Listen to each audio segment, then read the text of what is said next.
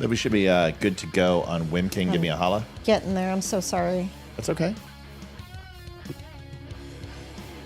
I've got an echo, so I'm going to go ahead and hit it. Okay.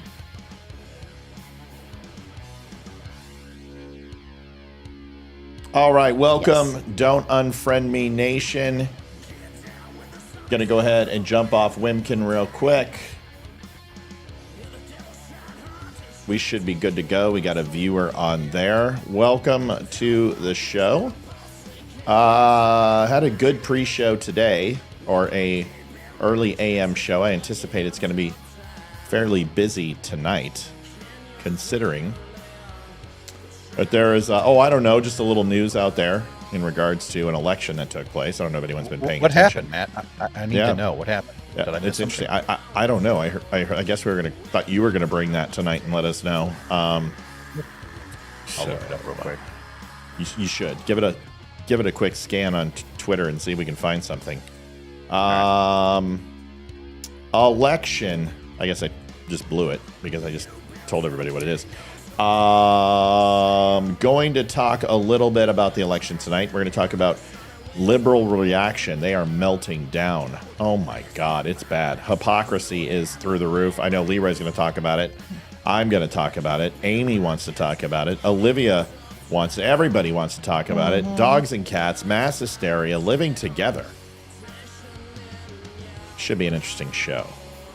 The Don't Unfriend Me jacket has eclipsed. What's 20? Deca is 10. So Deca is 20. I don't think it works. Deca. Jackets have reached Deca level. We now have 20 members of the DUM Nation jacket, bicycle, motorcycle, skateboard gang. And 20 members, 20 jackets we have sold, which is really cool. Isn't it Vente? Yeah. Isn't it technically Vente? Vente is large in. Oh. Is it not? Or is Venti 20? No, Venti's 20. Grande is large. Isn't that? That's in the movie Role Models. And that's exactly where my mind went. The coffee ordering scene, right? Yeah. Right. Grande is large. 2 languages. Yeah. Tall is large. Venti means 20, which is also large. You're an idiot in 3 languages. All right. We'll see you back in 3 minutes, folks. We'll have a good show tonight. Welcome aboard. It's so nice to have Leeroy and Amy in the house, and even Olivia, who I thought were not going to be here tonight. But everyone's reasoning was there are some things that I need to talk about when it comes to this election, and it's important to be here. So we're all tired. Some are more tired than others, but we will go ahead. Olivia's got her Bailey's Irish cream and coffee that I just made her. 12-hour-old coffee over ice with a little bit of half and half in Bailey's and a splash of Irish whiskey from Jameson. This bartender, she tried to tell me how to pour a drink, and I'm like, ha! Darling, please. See you back in 3 minutes, folks. Got a good show tonight. Stick around.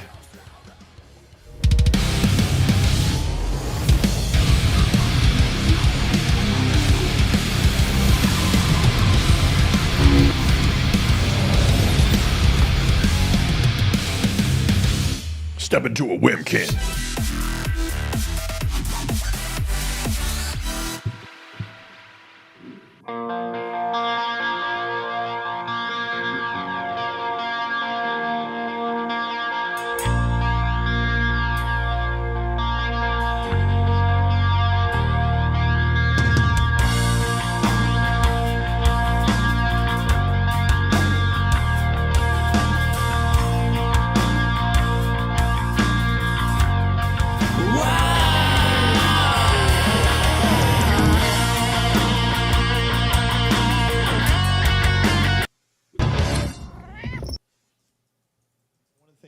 That I hear most often, that I always try to help people connect the dots, is what is past is prologue. And although Shakespeare not my favorite, it's an interesting thing when you look at 1980 and the crack epidemic.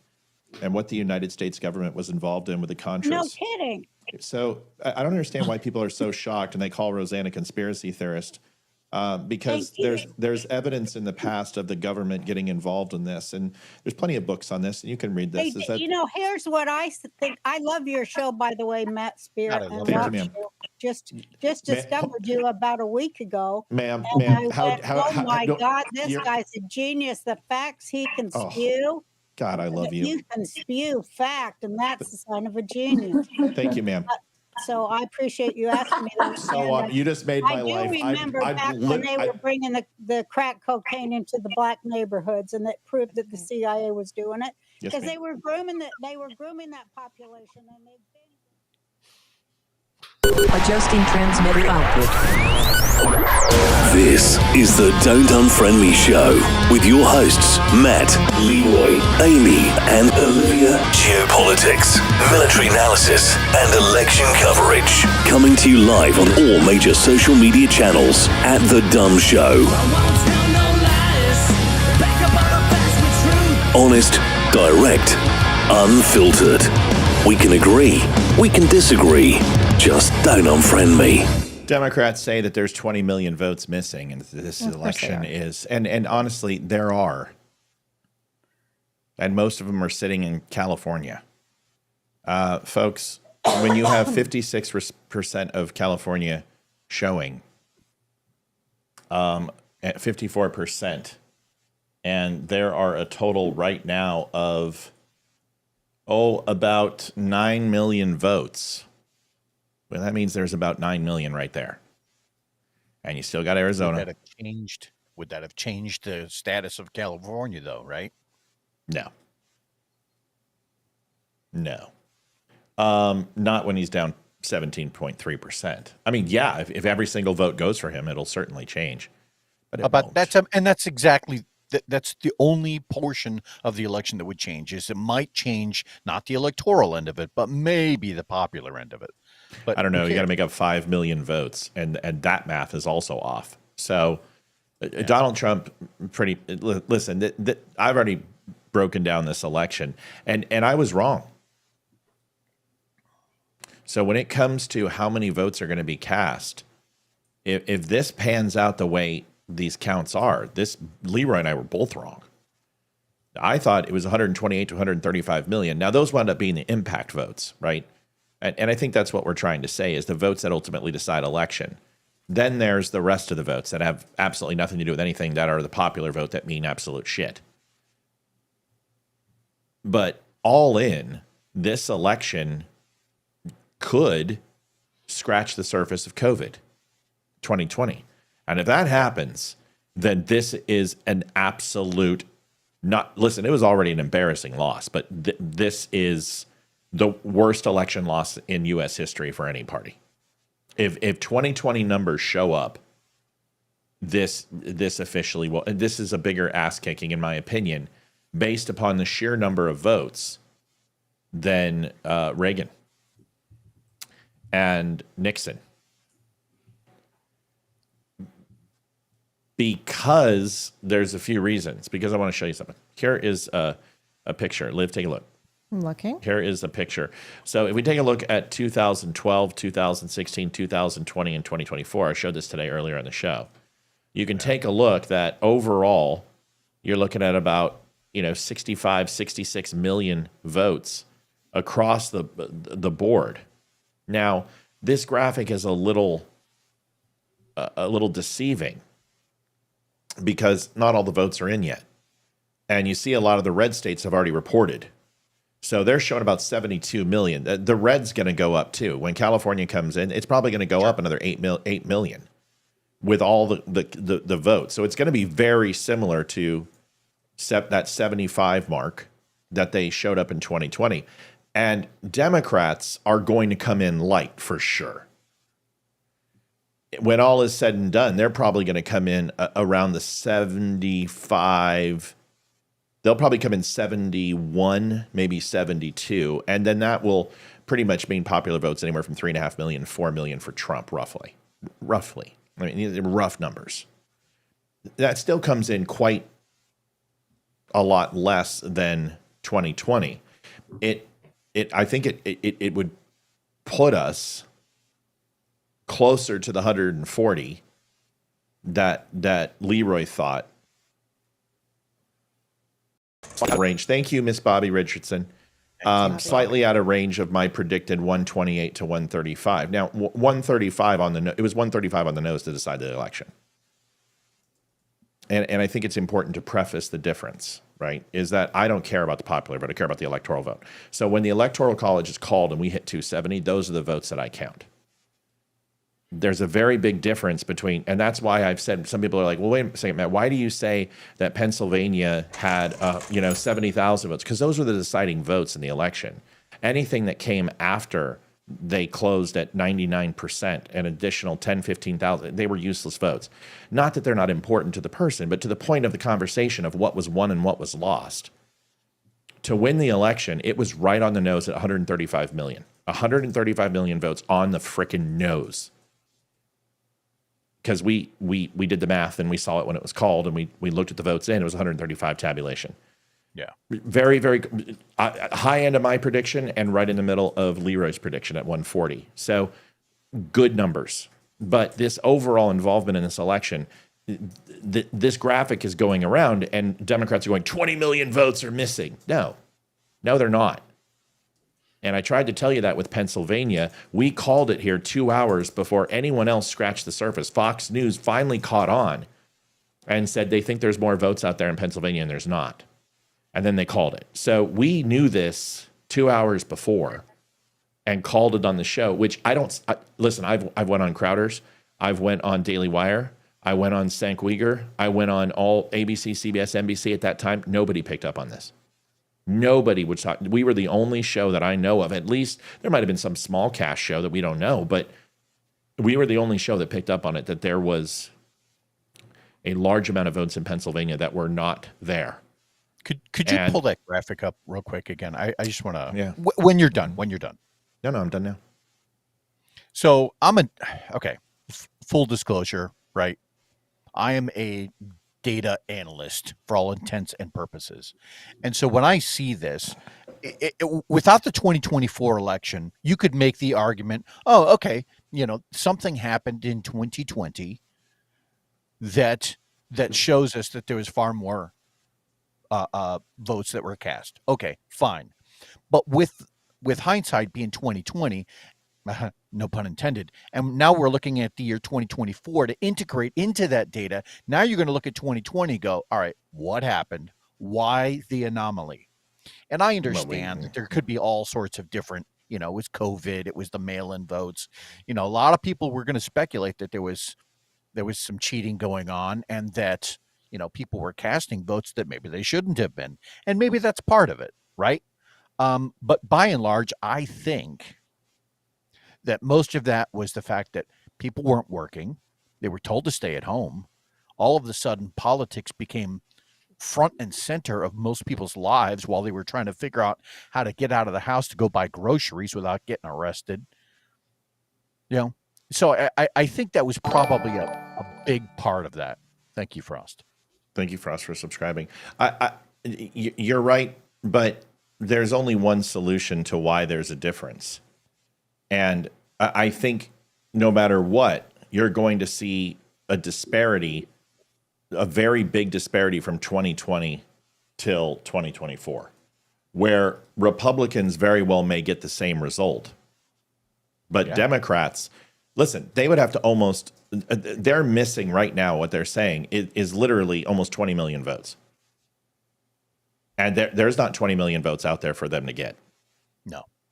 So as we predicted that the Democrats would not be able to achieve the same success, they are going to overperform their previous years. But if you take a look at that photograph, and that there is a slight uptick every single year, 66 million hitting 67 million. And then right now they're over the 66. It's just a slight increase. It's a slight grade. But you're talking about an ungodly amount of votes. You're talking almost 16, 17 million votes in 2024. And I told you where that's from. And you see that lift that Trump supporters got.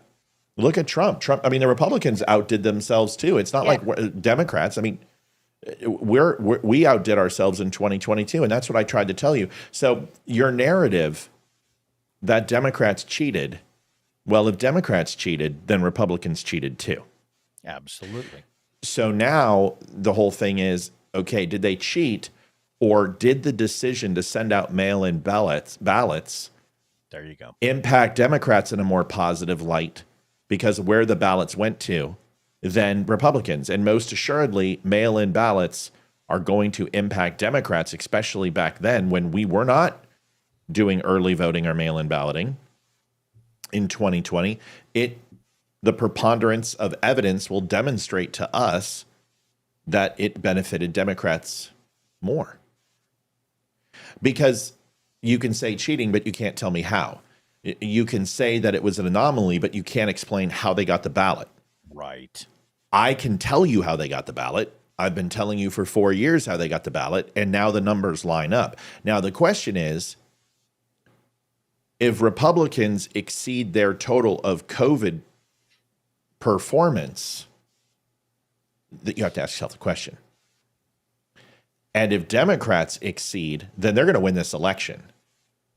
Because if you all of a sudden stick 17 million votes across all these states, then and you can find these votes in the last 4 or 5% supposedly that are there, well, then Donald Trump's going to lose. And they'll take back the Electoral College. Well, that's not what's happening. These votes are predominantly leftovers where states are at 84%. You look at Arizona and Phoenix. Phoenix is the third largest city in the United States. So they're only at like 56%. So there are probably, based upon just the speculative numbers, based upon the 2024 results and the ratio to proportion of where Republicans are falling in, is that there's probably another 7 million votes out there to 10 million votes out there.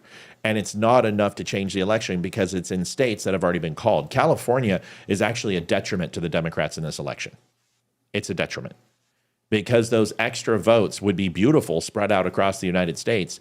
But because it's a Democratic stronghold and it's so freaking densely packed with Democrats, it doesn't help you. So when you guys want to go to the popular vote, we understand. And the answer is not only no, but fuck no.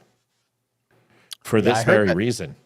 I heard a couple of different sites that were talking about that today, how, well, a couple of years ago, the popular vote would have helped us, or this or that, or I think it was Legal Eagle who at one point was talking. If you've ever seen his channel, like, the guy's a brilliant lawyer, but he's so far left that he doesn't hear himself. I swear to God.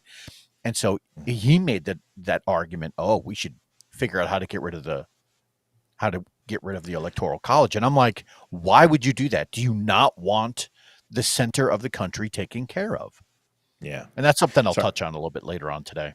And I opened it up pretty fast, and I've been trying to do that lately, is open it up right into the show. Roxanne says, are you telling me I can't be excited? No, I'm telling you that Donald Trump is the 47th president of the United States, and nothing will change that. Nothing. Yeah. There's no recount. There's no legal ease. The only thing that they could do is not certify him, and we're going to talk about that shortly. My point is that there are 7 to 10 million votes out there remaining, and all these people who are saying there's 20. No, there's not 20. There was 20 in 2020. The fact is that you sent out so many ballots, a lot of those people didn't show up. But folks, here's the real crux, is a lot of those people who voted in 2020 for Democrats, all those mail-in ballots you sent out to unregistered voters, they broke with Trump this time. Because you told them and you lied to them and you disrupted those black neighborhoods and Latino neighborhoods. You went in, you lied to the Jews, you lied to the Asians, and they all voted with Trump. Every demographic broke for Trump. Women, he gained in women, he gained in men, he gained in the young generation, he gained in Latinos, he gained in Mexicans, he gained in African Americans, he gained in the college educated, the uneducated, male and female, Christians, Catholics. I don't mean to interrupt, but I think you mean to say, thank you, Michael, racist, misogynist, not all these demographics. Thank you so much. I forgot. He went up with white people. Young people. I said young people. Oh. So every demographic, and honestly, one of the most disturbing things for the Democrats is how they're going to address how 55% of Jews broke for Democrats and the other 45% broke for Donald Trump. Donald Trump took 45% of the Jews in New York. The Democrats are in serious trouble. Yeah. And America repudiated their policies. They're sick of the shit, and they're sick of the lies, and Yep. they're sick of the divisiveness and the hatred, and they're sick of it, and they want to change. And I want to change. I want it back to where before Obama was in office and this whole thing started. That's what I want to go back to. I want to go back to where it didn't matter who you voted for because you didn't talk about it. It was a rare thing to talk about it. And it was one of those things. You don't talk about religion and you don't talk about politics. And that's your own private business. No one else needs to know. And the fact that, I mean, Hayden today almost lost a couple of her best friends today. Yeah. Now you're blurry. Yeah. Hayden almost lost a couple of her best friends today because they're freaking staunch liberals at 14. And they had there was like 8 of them on this conversation and they all blew up at each other. I'm like, Hayden's like, she managed to diffuse a situation, but they're 14. I guess half the kids at Hayden's school chose not to stand up for the pledge this morning in protest to the election. Wow. It's like, what the hell? I mean, what are these kids being taught? It blows my mind. Well, they're being taught that they have the freedom of speech and they don't have to stand for the pledge. And they have a right to go ahead and express themselves any way they want. But when you're a child and you're in a school that has rules, they should be enforced. They can express themselves when they're 18 years old. Until then, adults are asking you to stand and respect your country, and you're taught. It's like saying, I don't want to do my science homework. I don't want to do my math homework. Well, then you're going to fail and you're going to flunk. If we can do that, then we can tell them to stand.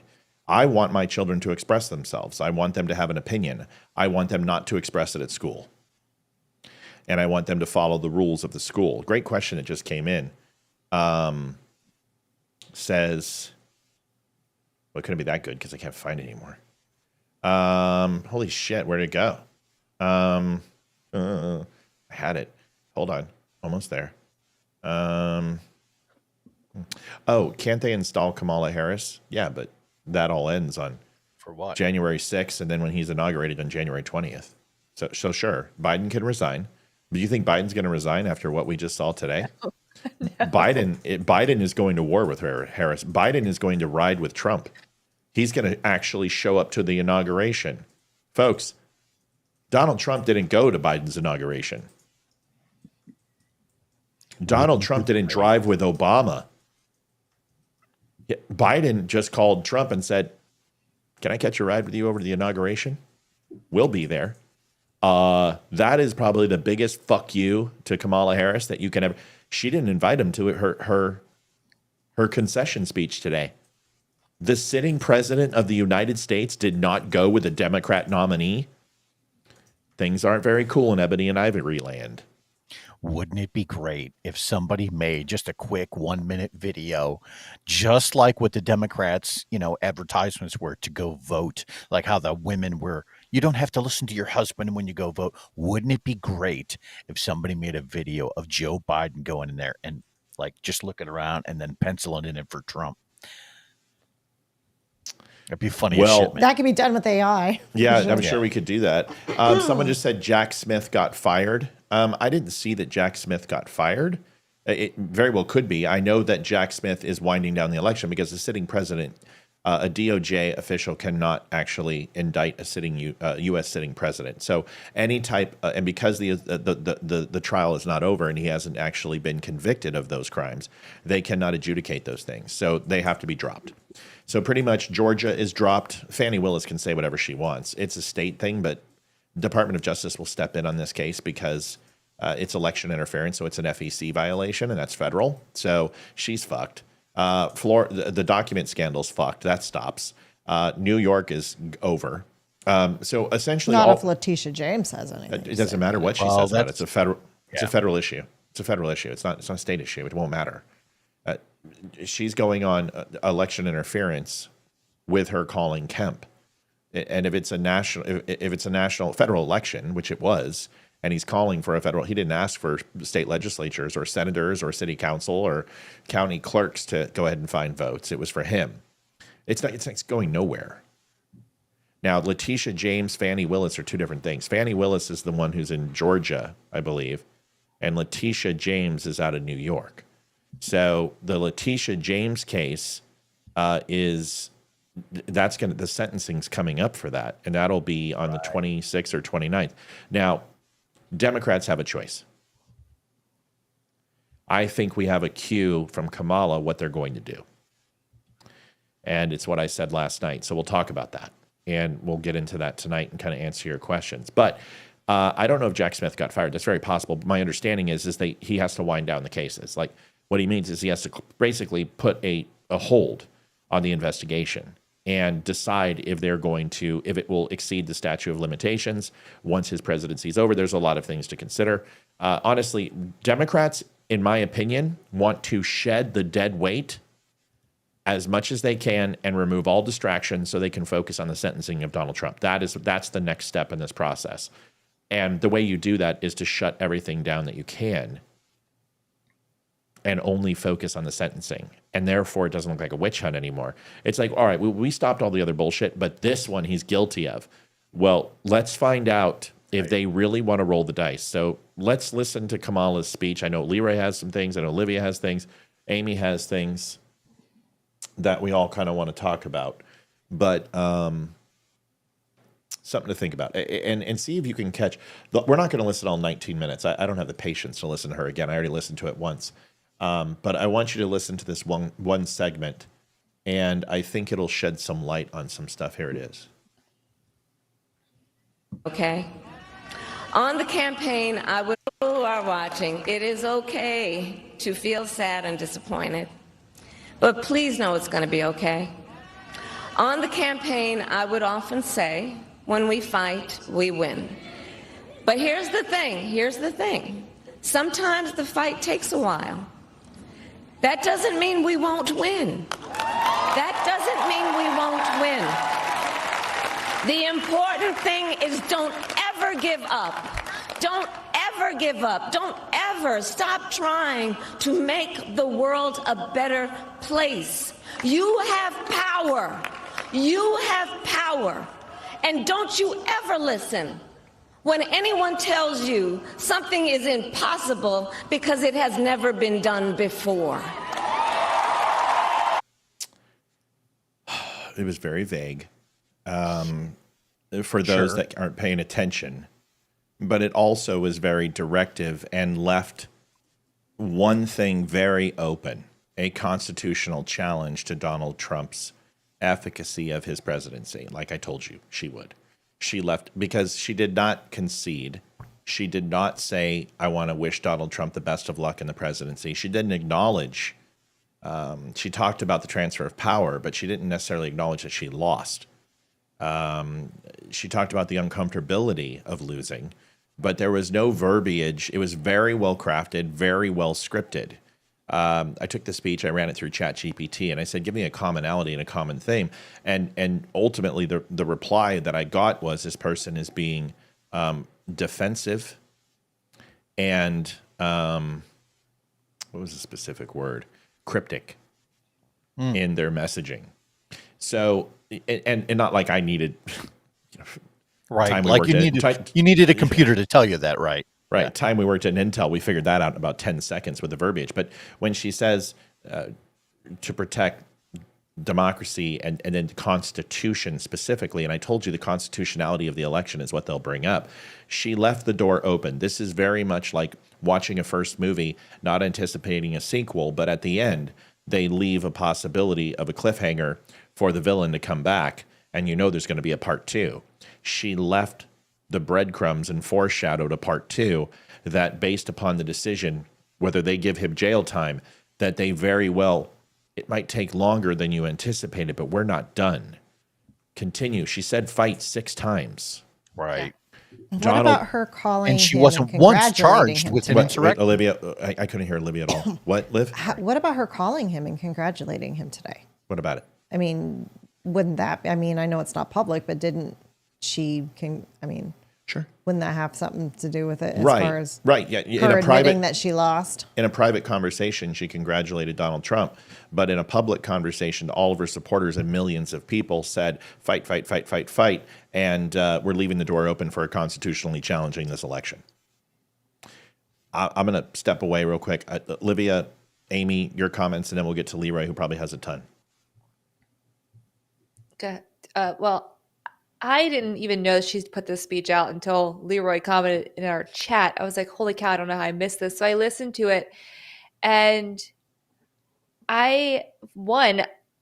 this was the best speech she was able to deliver the last 4 years of her life. Like, she didn't completely suck articulating what she was trying to say. I mean, she did say good afternoon, I don't know, 8 or 9 times, and thank you and all of this stuff. But I think she did a lot of damage not addressing her. I wouldn't even call them fans. I just call them fans. I think they're fans of Kamala Harris, not They're even like Swifties. true. Yeah, they're like fangirls, but of Kamala Harris. And they were pretty upset with her. I heard a lot of people saying how awful it was that she didn't come out and address them last night or early this morning, or she was just so rude. I got a sense of this as it's funny you said that, because when I heard it, and I heard it after you guys did, but I got a sense of like disdain, and that she was going to come after not just Donald Trump, but us as Republican voters. That's what I got. Like, we're going to keep fighting y'all. Like, and we're going to fight these people because, well, we can't let them win. The fight's not over until they win. Yeah. I could see I did not get that feeling. I don't think that protesters are going to help the Democratic Party, when that is exactly why one of the reasons they lost the election to begin with is people is tired of their shit. I think Democrats know that the days of burning down cities is not considered a protest that is acceptable. But it did very much sound like they're laying the groundwork for contestation, which would ultimately lead to riots. The moment that you hear Donald Trump is in jail or in prison and sentenced, you're giving a green light to all those people that you have now justified for them to protest and challenge his presidency and demand the politicians to do something. And we've taught them to do that, right? Because that's what they do. They riot, they burn, they protest. And then in order to strike peace, we give them accords. And we go ahead and we change policy for them. And this is what happened with civil rights, which was completely warranted. I completely understand. But if you look throughout history of the African-American reaction to certain situations, whether it be Rodney King or whether it be George Floyd or whether it be a decision on a certain case, is burning shit down and rioting gets things done. So as Kamala's thought process might be to challenge it constitutionally, her people is riot and burn shit down. So I think inadvertently you're going to get that result, Amy, and I hear what you're saying, and that verbiage could be taken as when we do go and fight this long battle of moving forward with our vision for the country, you may need to fight. And when that day comes, be prepared. To me, it was a dog whistle. Just like they said Donald Trump on January 6th was a dog whistle. It very much sounded like a dog whistle to me. Great points, Amy. Leeroy, go ahead, buddy. The part that bothered me most about her speech was about a minute and a half prior to the part that you had just played. And I have the text from it. And it's the part where she starts off by saying a fundamental principle of American democracy is that when we lose an election, we accept the results. Fine. I understand that that's a backhanded, a jab at Trump from the last 4 years where when he used the same kind of verbiage when he said, hey, we need to fight like hell. Only when he said that, he was charged with inciting an insurrection. She was not. Clearly, she's above him. She's like levitating above him. But the next two paragraphs in her speech read like this.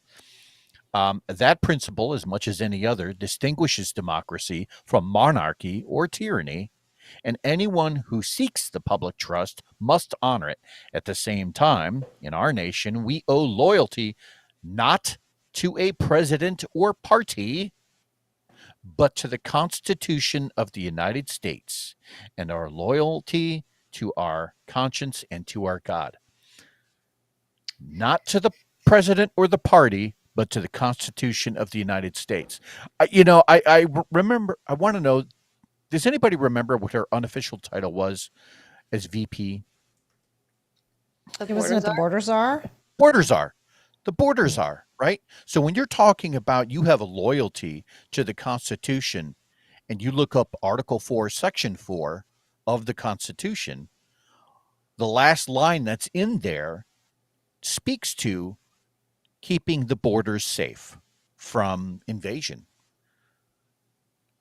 That's like your one job. And I really think that was her downfall. I think when I look back on this, I posit to myself, what the hell were the Democrats thinking? Donald Trump won on a platform back in 2016 of, hey, I'm going to take care of immigration. I know it's a problem, right? And whether or not you agree with that messaging or not is irrelevant. He won on that message, which means that it was a popular, mode of thinking at the time. Fast forward a couple of years. Now you've got a border czar who is the most she has the highest disapproval rating of any VP in history per an NBC poll, right? She's put in charge of the border and does nothing with it. Then at the last minute, the Democrats are forced to switch her out, right? Now, all of a sudden, the border becomes a hot button issue. Like, what were you thinking? If you were a Democrat, what's your thought process there? What was your strategy to win? You saw that it won before, that the borders were important. And now you have to go forward with this person who held that title for 3.5, 4 years and did nothing with it. And you expect to win on that messaging? Mm-hmm. Like, what were you thinking? She wasn't. Well, it's all very good points from Amy and Leeroy. I want to cover a couple of other things in regards to this, and we can add on this and expand because I think we all have other ideas. You look sad. These three pictures say a certain thing. Tim Wall says, "Oh fuck, she's gonna kill me." Doug says she's gonna beat me more when I get home, and the one on the right says, "Does this mean we don't have any more money to kill Jews while supporting Hamas?" The photo is fairly telling. Here's something else that's telling. People are listen, Democrats. Can I explain something to Democrats? And I'm warning you. I am going to fuck you up because I've been fucking up Republicans for 4 years on stolen election. I will fucking eat your lunch. I am so prepared to destroy Democrats on this. I have been waiting for you guys to call stolen election, and I am going to browbeat you with it. Man, I have had like 47,000 interactions with a post on Twitter. I have never had interaction on Twitter, but I am good at this because I've had to fight my own people for 4 years. What do you think I'm going to do to you guys? So let it begin. Here's the shellacking. You guys are sharing this document, and it says, does this tell you anything? Yeah, it tells me that white men and women broke for a white guy. Right. But it also tells me something else, is that he actually grew in white men than he did in 2020 and 2016. He grew with white women in 2020 and 2016. And yes, she won a very large portion of black men. But guess what? Sorry, Amy and Olivia. Here, let me do this. Take this out of here. No, it's great. No, it's not. It's not okay because I don't like to do that. And I realized I was doing it. You take a look at this. Black men, 73% for her. Yeah. But 23% is a record. A record for the GOP. You know what else is? 9% black women. That's +2. Latino men, 45%. Yeah. Record. Take a look at 36% for Latino women breaking for Trump, and all others, 36%. Every single demographic. So that's what it tells me. You can go ahead and break this down by race if you want to. Why don't you go ahead and do something real stupid and try to break it down by religion? Oh, you did. Well, I've got that one too. Protestants and Christians, guess what, folks? I told you Christians show up, we'll win. 62% of Christians voted with Donald Trump, and it's one of the big reasons we won. But guess what? So did Catholics. Yeah, those wafer-eating, I wear weird dresses, and I say communion in a box people showed up. We also call them Christians, don't we, Amy? We call them Christians. Apparently we're not. Obviously not. They broke it up into two groups here. But take a look. Remember what we said. Protestant or others. I said if 42% to 45% of Christians show up, Leeroy and I told you this was going to be a great night for Trump. It was on the lower end. He had to make it up some other places, but let's consider Catholics are Christians too. So now you have 64% of Christians showing up. That is a pretty good thing. Jews. The post was, look at Donald Trump did all those times sucking up to Jews and they still betrayed him. Actually, 21% is a fucking record nationally and an amazing job that we cut into it that much. Considering it's only 2% of the vote, it didn't much matter. But the good news is that New York Jews really backed Donald Trump.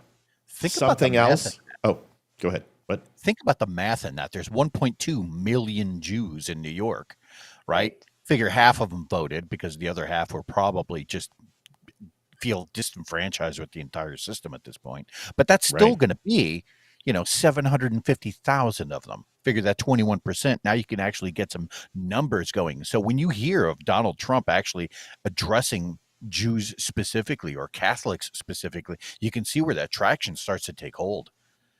Yeah, it just comes down to this, is that Donald Trump outperformed Kamala Harris in every single demographic because, and you can call it all you want. You can say that she didn't go talk to Joe Rogan. You could say that she went on SNL instead. You could say that she didn't understand her policies, that she flip-flopped. No, she's a shit candidate. And there's something that Geraldine Ferraro, Hillary Clinton, and Kamala Harris all share in common. As women, they fucking suck. That's what it was. They were shit candidates, including Sarah Palin. I'll throw a Republican in there. Sarah Palin's a shit candidate too. So you take all four of them, and once again, I will stand by the adage that white men can't jump and women can't politic. Sorry. Right. And until one can, no. Yeah. Sorry. Yeah. Liv? What's Sorry, go ahead. She's tired. No, she's going to sleep. Go ahead, Amy. Go ahead. Are you okay, honey? Yeah, I'm just following chat. Okay, go ahead, Amy. Go ahead. What is, I can't think of her name, Donald Trump's campaign manager. What is her name? It wasn't Kellyanne Conway. It wasn't Kellyanne Conway this time. No. I just assumed it was. Because she would be Jason. Good at politics. Jason. Wasn't it that woman that he introduced last night in his speech? Kellyanne Conway. Not Kellyanne Conway. No. Amy just said Kellyanne Conway would be good in politics. And I'm like, I don't know. Because she knows how to run the campaign. It doesn't mean somebody's likable, though. No, I know. I don't mean that. I just think she's like a waitress at a greasy spoon who smokes too much and fucking holds her cigarette. Hey, what do you want for your breakfast? You want bacon with cigarettes or bacon eggs with cigarettes? What's that? Looks like one family? Of the 40 strippers that you feel bad for, but you don't want to give them the money, but you know that they need it. So you don't actually put it in the G-string. You just kind of throw it up on the stage. Right. What's that family that they made a show about, a reality TV show about the redneck family down south, like Duck Hunter or something like that, where they got rich? Duck Dynasty. Yeah, she would totally belong there. I think she'd be. I love that family. Perfectly there. Oh my gosh, I love them. I literally follow them even now. I love them. Their Unashamed podcast. I love it. So I never watched it. I heard good things, but I never watched Duck Dynasty. And I've seen them on Fox and such, but to each his own. Either way, I don't think Kellyanne Conway is a likable person. She's fine. I mean, I don't dislike her. I think actually she's fucking annoying because she never shuts up. And it's uncomfortable. Even with Roseanne, I was like, okay, I'm going to be quiet here. And she reminds me, there's times where you just need to listen. And there's other times where you're like, oh, excuse me, I'm sorry. We do it all the time here where we talk over each other. Amy thinks I talk over her all the time, but I don't know if that's, see, she just talked over me. See how that works? But I don't think Kellyanne Conway has the patience. Good for her. She's good. Jason, I don't remember his last name. He's the senior campaign manager. But Corey Lewandowski had a lot to do with why Donald Trump was successful in the home stretch. Honestly, I believe he delivered in the last 75 days, Donald Trump where he needed to be. Corey Lewandowski is a fantastic manager. I've given him a lot of credit. I'd love to have him on the show. And he's someone I think we could get. So anyway, so there we are. Somebody said there was co-campaign managers Susie Wiles and Chris LaSavita or something like that. Yeah, then there's senior campaign, which is just Jace. He's been with them for like 9 years. Jason something, I can't remember his last name. And then Lewandowski came on as a campaign advisor. Yeah, but I mean, listen, the one thing about this campaign is that they didn't change out horses 17,000 times like they did in 2020. I mean, they were just literally playing musical chairs with people. They didn't know what the fuck was going on. Now, Chris Lasivita, or I think is what it was. Mm-hmm. Go ahead. Something I had seen earlier today when I was watching it might have been ABC. I think it was NBC, where they were trying to break down the election, and they were trying to try and put everyone in boxes, like why certain people voted a certain way, and break down the demographics of everything. And as they were doing that, they spoke to how they felt that America in general, the people that vote in America, have somehow shifted right. I don't know if anybody saw this one. It was I did earlier today at about 10 o'clock. And I thought to myself, do we really think that America has shifted right? Or was it that the candidate that you tried to float was so far left and America is actually mostly moderate? One of the two. I mean, there could be some. They're both true. But they're both true. Yeah. Well, they're never going to be able to fix it if they don't accept that they did something wrong. From what I've heard, they're all putting the blame on other people. They're putting it on Trump. They're putting it on other people, other Democrats, other news media. None of it's their fault. And if they can't take responsibility that they did a shitty job and had a shit candidate, and that they really need to change the way their party is and change the way they're doing things, then that's not going to change. And they need to move with the times. And right. Yeah. They're not going to be able to fix themselves unless they can admit they've done something wrong. And none of them are as of right now, because of course they're Democrats and they are always right. So kind of like women, but yeah, or me in general. Want you to watch this real quick. Forming 2020. Holy smokes! There you go. So let this go away and see if there's anything in the places. Oh, this is great. So you asked, are there any places that the vice president is overperforming Joe Biden in 2020? So we could show you that as well. We just bring that out here. Harris overperforming in 2020. Holy smokes! There you go. So let this go away and see if there's anything in the east side there. Literally nothing. Literally nothing. Literally not one county. So you asked, are there any places? Folks, this was not a stolen election. When you listen, I learned at a very young age that if you want to catch fish, you use a fishing pole. And if you want to catch many fish, you use many fishing poles. And if you want to catch many fish without many fishing poles, use a net. And if you want to catch many, many fish and put them on a vessel, you better not have a dinghy. You better get a boat. So it's really simple what I just said. The bigger you want, the bigger. Well, if you'd shut the fuck up, you'd listen. I was listening. No, you weren't. You were fucking talking. You're doing what you're always doing. We're gonna mute you. There we go. You've been muted. You just be quiet over there and sit down. Just sit down. Shh. Shh. Hush. I think we're all a little punchy today. I'm not punchy. I'm just fucking with him, but he's been fucking with me a lot the last few days, so I'm going to give it to him right back. Anyway, the point is if you want to do something big, you have to have a plan of not doing single vote issues. Like, for instance, if you talk about abortion, you're going to get the people who care about abortion. But if you want to go ahead and get people to vote, you tell them on an emotional topic that they all can relate to. And in 2020, you told them, here's 40 million ballots. Orange Man's going to murder you. Orange Man's killing your grandma and grandpa. COVID, here's the death ticker. He's worse than Hitler. And he's right up against the Jew count. He's going to hit 11 million non-Jews, killing them with COVID. I mean, do you remember the projections that they said in 5 years he was going to surpass what happened during the Holocaust? I mean, this was an actual fucking segment on CNN. It's not hard. If you want to catch a lot of fish, get a big boat and get a net. Don't use a fishing pole. That's what they did in 2020. I hope you could follow that. Leeroy, since you have something to say, I'm assuming you did, so go ahead. Can you hear me? Nope. Yes. All right. Well, it was funny that you said that because one of the first things that they said was that, especially in The View, they spoke of a fear of unfettered power at the presidential level, but they also were in fear that he was going to run the debt up to 7.75 trillion, or in addition to, they were afraid of his abuse of power.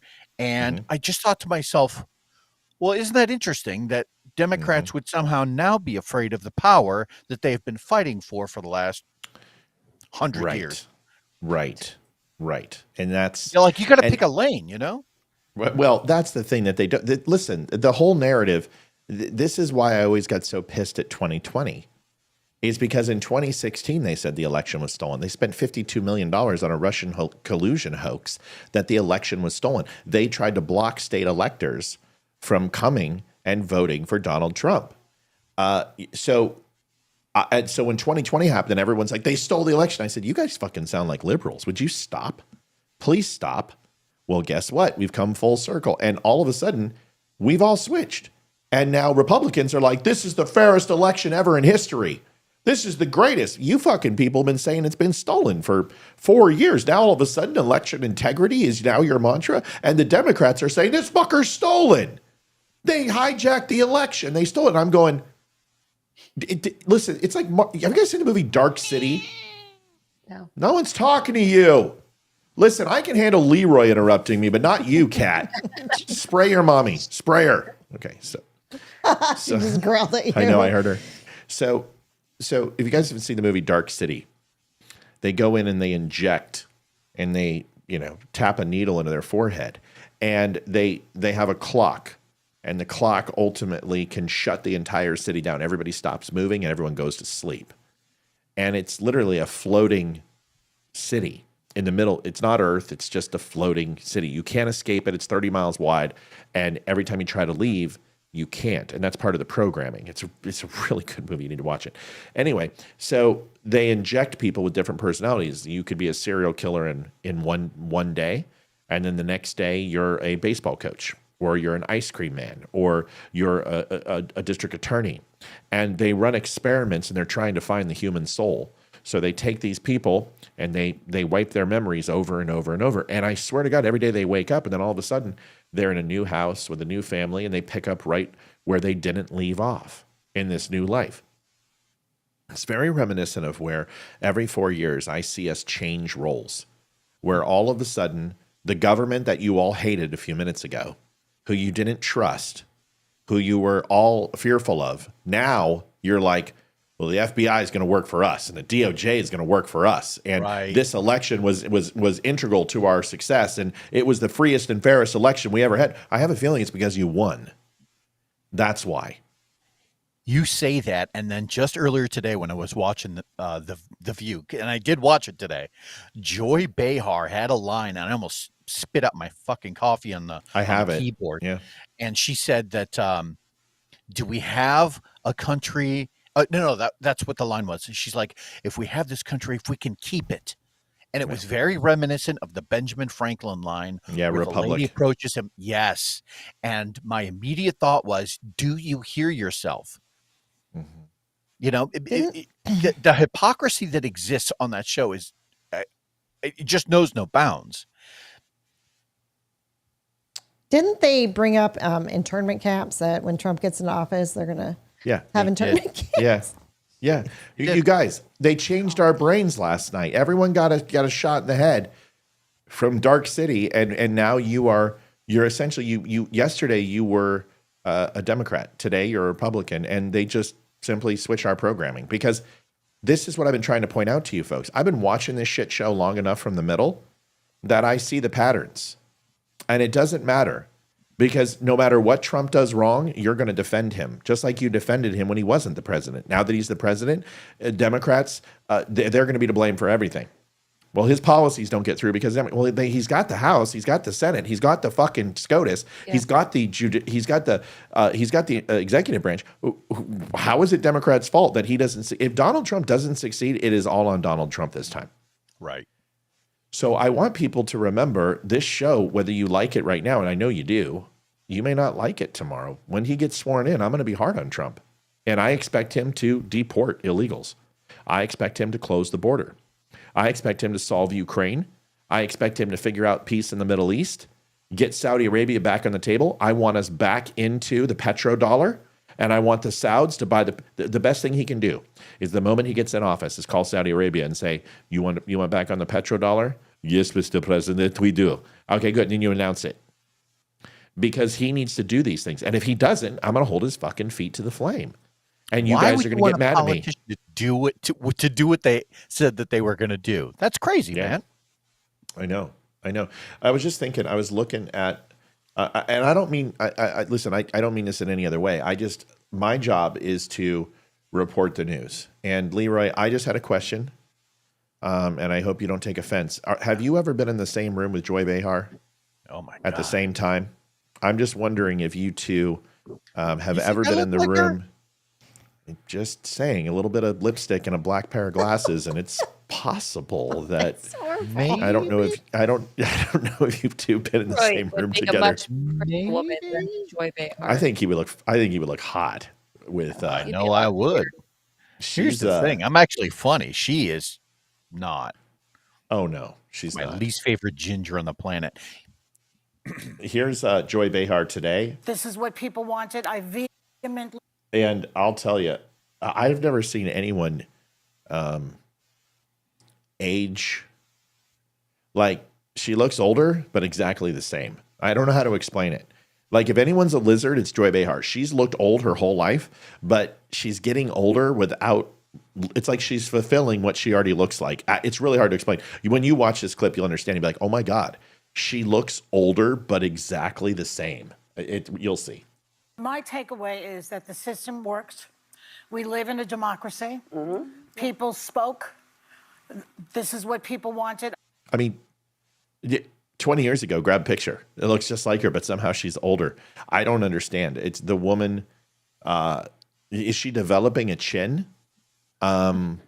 I don't understand what's going on. She just surgery. She looks really manly. That's what I was saying. She looks like very homely looking. Yeah, like I was saying, it's like she has a chin, and it looks like her Adam's apple is ready to pop out. I don't know. I vehemently disagree with the decision that Americans made, but I feel very, very hopeful that we have a democratic system in this country. We should value it. We should love it. We should protest if the situation arises that we need to protest, which I'm sure it will. And I've been through this before with Nixon. It's been very difficult. Nixon was a fucking fantastic president. Go look at Nixon's results. He was one of the best presidents we ever had. And the fact that he thought he had to cheat after winning 49 states and not winning D.C., he didn't win D.C. and he didn't win, it wasn't Minnesota. I don't remember what it was. I think it was an upper northeastern state.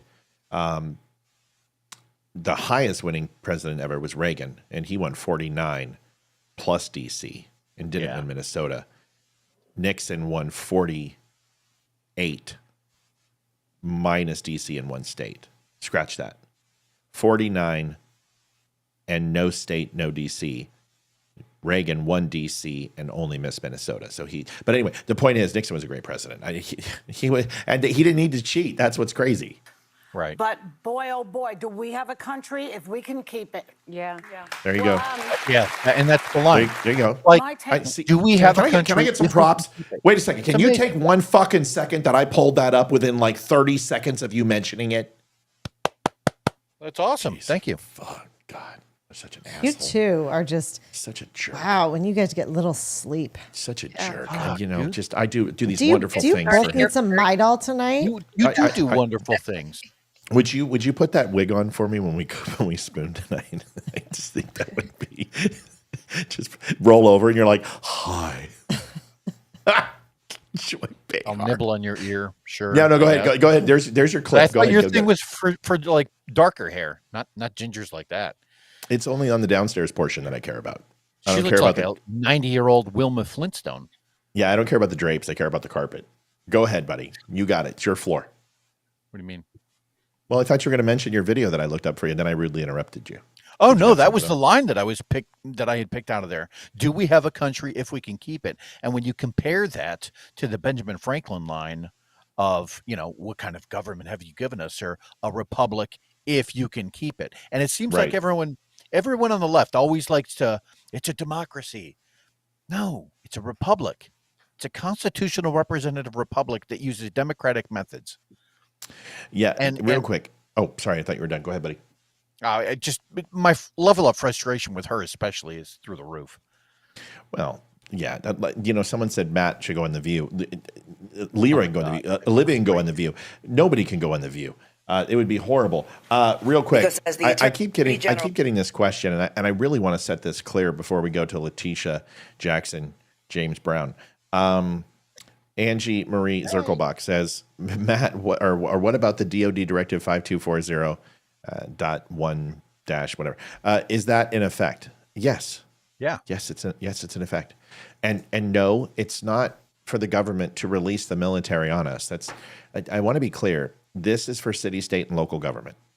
And if the city, state, and local government police force or National Guard or state patrol or SWAT team or quick reaction force, whatever it is, isn't capable of handling an uprising or something that threatens the law. And this could be a protest from inner cities. This could be, Baltimore burning down, whatever, that the military can come in and use lethal force.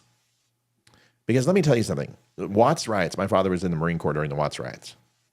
And they went down to downtown LA and they took vehicles, mounted vehicles, APVs, with 50 caliber machine guns on the back, and they unloaded into those buildings.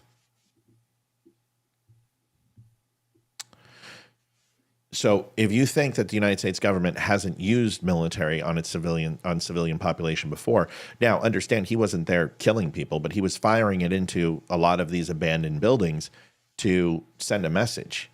You have to understand the U.S. government has used military on its people before. We understand this.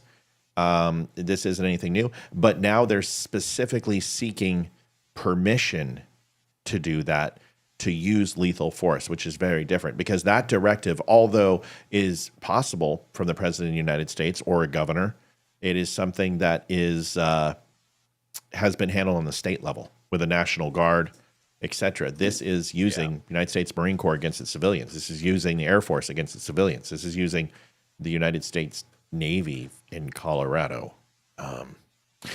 Very hard.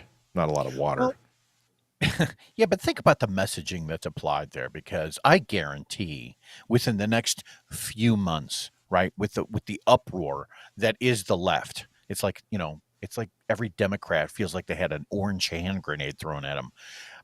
If you are legitimately in fear that Donald Trump is going to somehow go door to door and start looking for Democrats to put them in camps, right? And that Joy Behar is literally going to be pulled from The View and arrested and, whatever, on the show, right? If you are that fearful that your government is that powerful and nobody brings to light the point that DOD act was passed under the Biden administration, then you're in the wrong.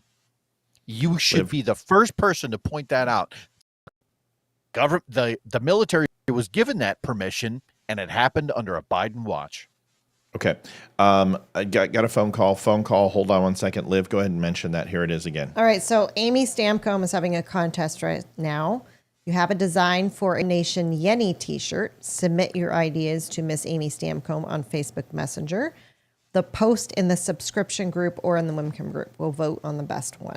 The easiest thing to do is if you can't find her on Messenger, just email it to Olivia at thedumshow.com. And I'll forward it to you. And we'll make sure we take care of you. And I'll get to work on designing a t-shirt. Caller, where are you from? What do you want to talk about? Well, you said I had such a beautiful voice last night that I had to call back. Great. This is Mike from Georgia. Mike from Georgia. Hi, Mike. How are you feeling, dude? You got to be feeling good. Dude, I'm doing great. Good. Very great. Well, shout out to the mom. She's listening in, and hopefully some more family members as your show grows. But I did have a question based on the topic you guys are currently on. Sure. I've got a lot of friends and family members that are left-leaning today posting on their Facebook profiles an upside-down American flag. And I have my feelings about it. I just wanted to ask yours before I even said my statement on it. What are yours? Oh, Mike. People are smiling because they know. So I'm going to let someone else answer because they know my answer. And then maybe what I'll do is I'll give you my synopsis when we're done. Who wants to take Mike from Georgia? Amy, do you want it? I mean, we had this discussion because did. this happened how many years ago? I don't know. 4. It happens all the time. It's stupid, in my opinion. I mean, we all know it's saying that you're in distress, but you live in this country. You're welcome. It's still a free country. You are welcome to leave, and you're also welcome to put up your dumb picture of the flag upside down. That's just my personal opinion. I know that you guys are going to have a more thought out opinion. No, it's fine. I just want to be sure Mike can hear you. Mike, could you hear Amy okay? Yes. Great. Yeah. Olivia, Leeroy, does somebody else want to chime in? Liv? You go. All right. So everyone knows what it stands for. In a military base, if you hang it upside down, it's a sign of distress. Here's why it's dumb in the political world. If your guy didn't get in, and this is a cycle that happens every 4 and 8 years, right? Then you get like carte blanche to say, well, because I didn't get my way, I'm going to fly the flag upside down. You have the right, sure, but you look like an idiot doing it because you're not really, it's not like, people are with guns or coming into your wall, over your walls or trying to break in your door. It's not the same. You're just unhappy with the recent decision. And that's a very big difference. So it's a dumb thing.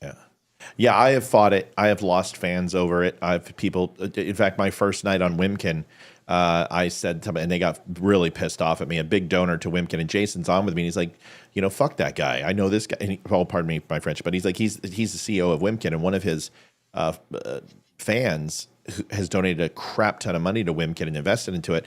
And Jason was ready to just like abandon him. He's like, what? Matt can't have an opinion on this. And here's mine: is that the reason why you put a flag upside down is because there is a tenable situation that ultimately will lead to that something will rectify the need to flip that flag back over to its rightful position.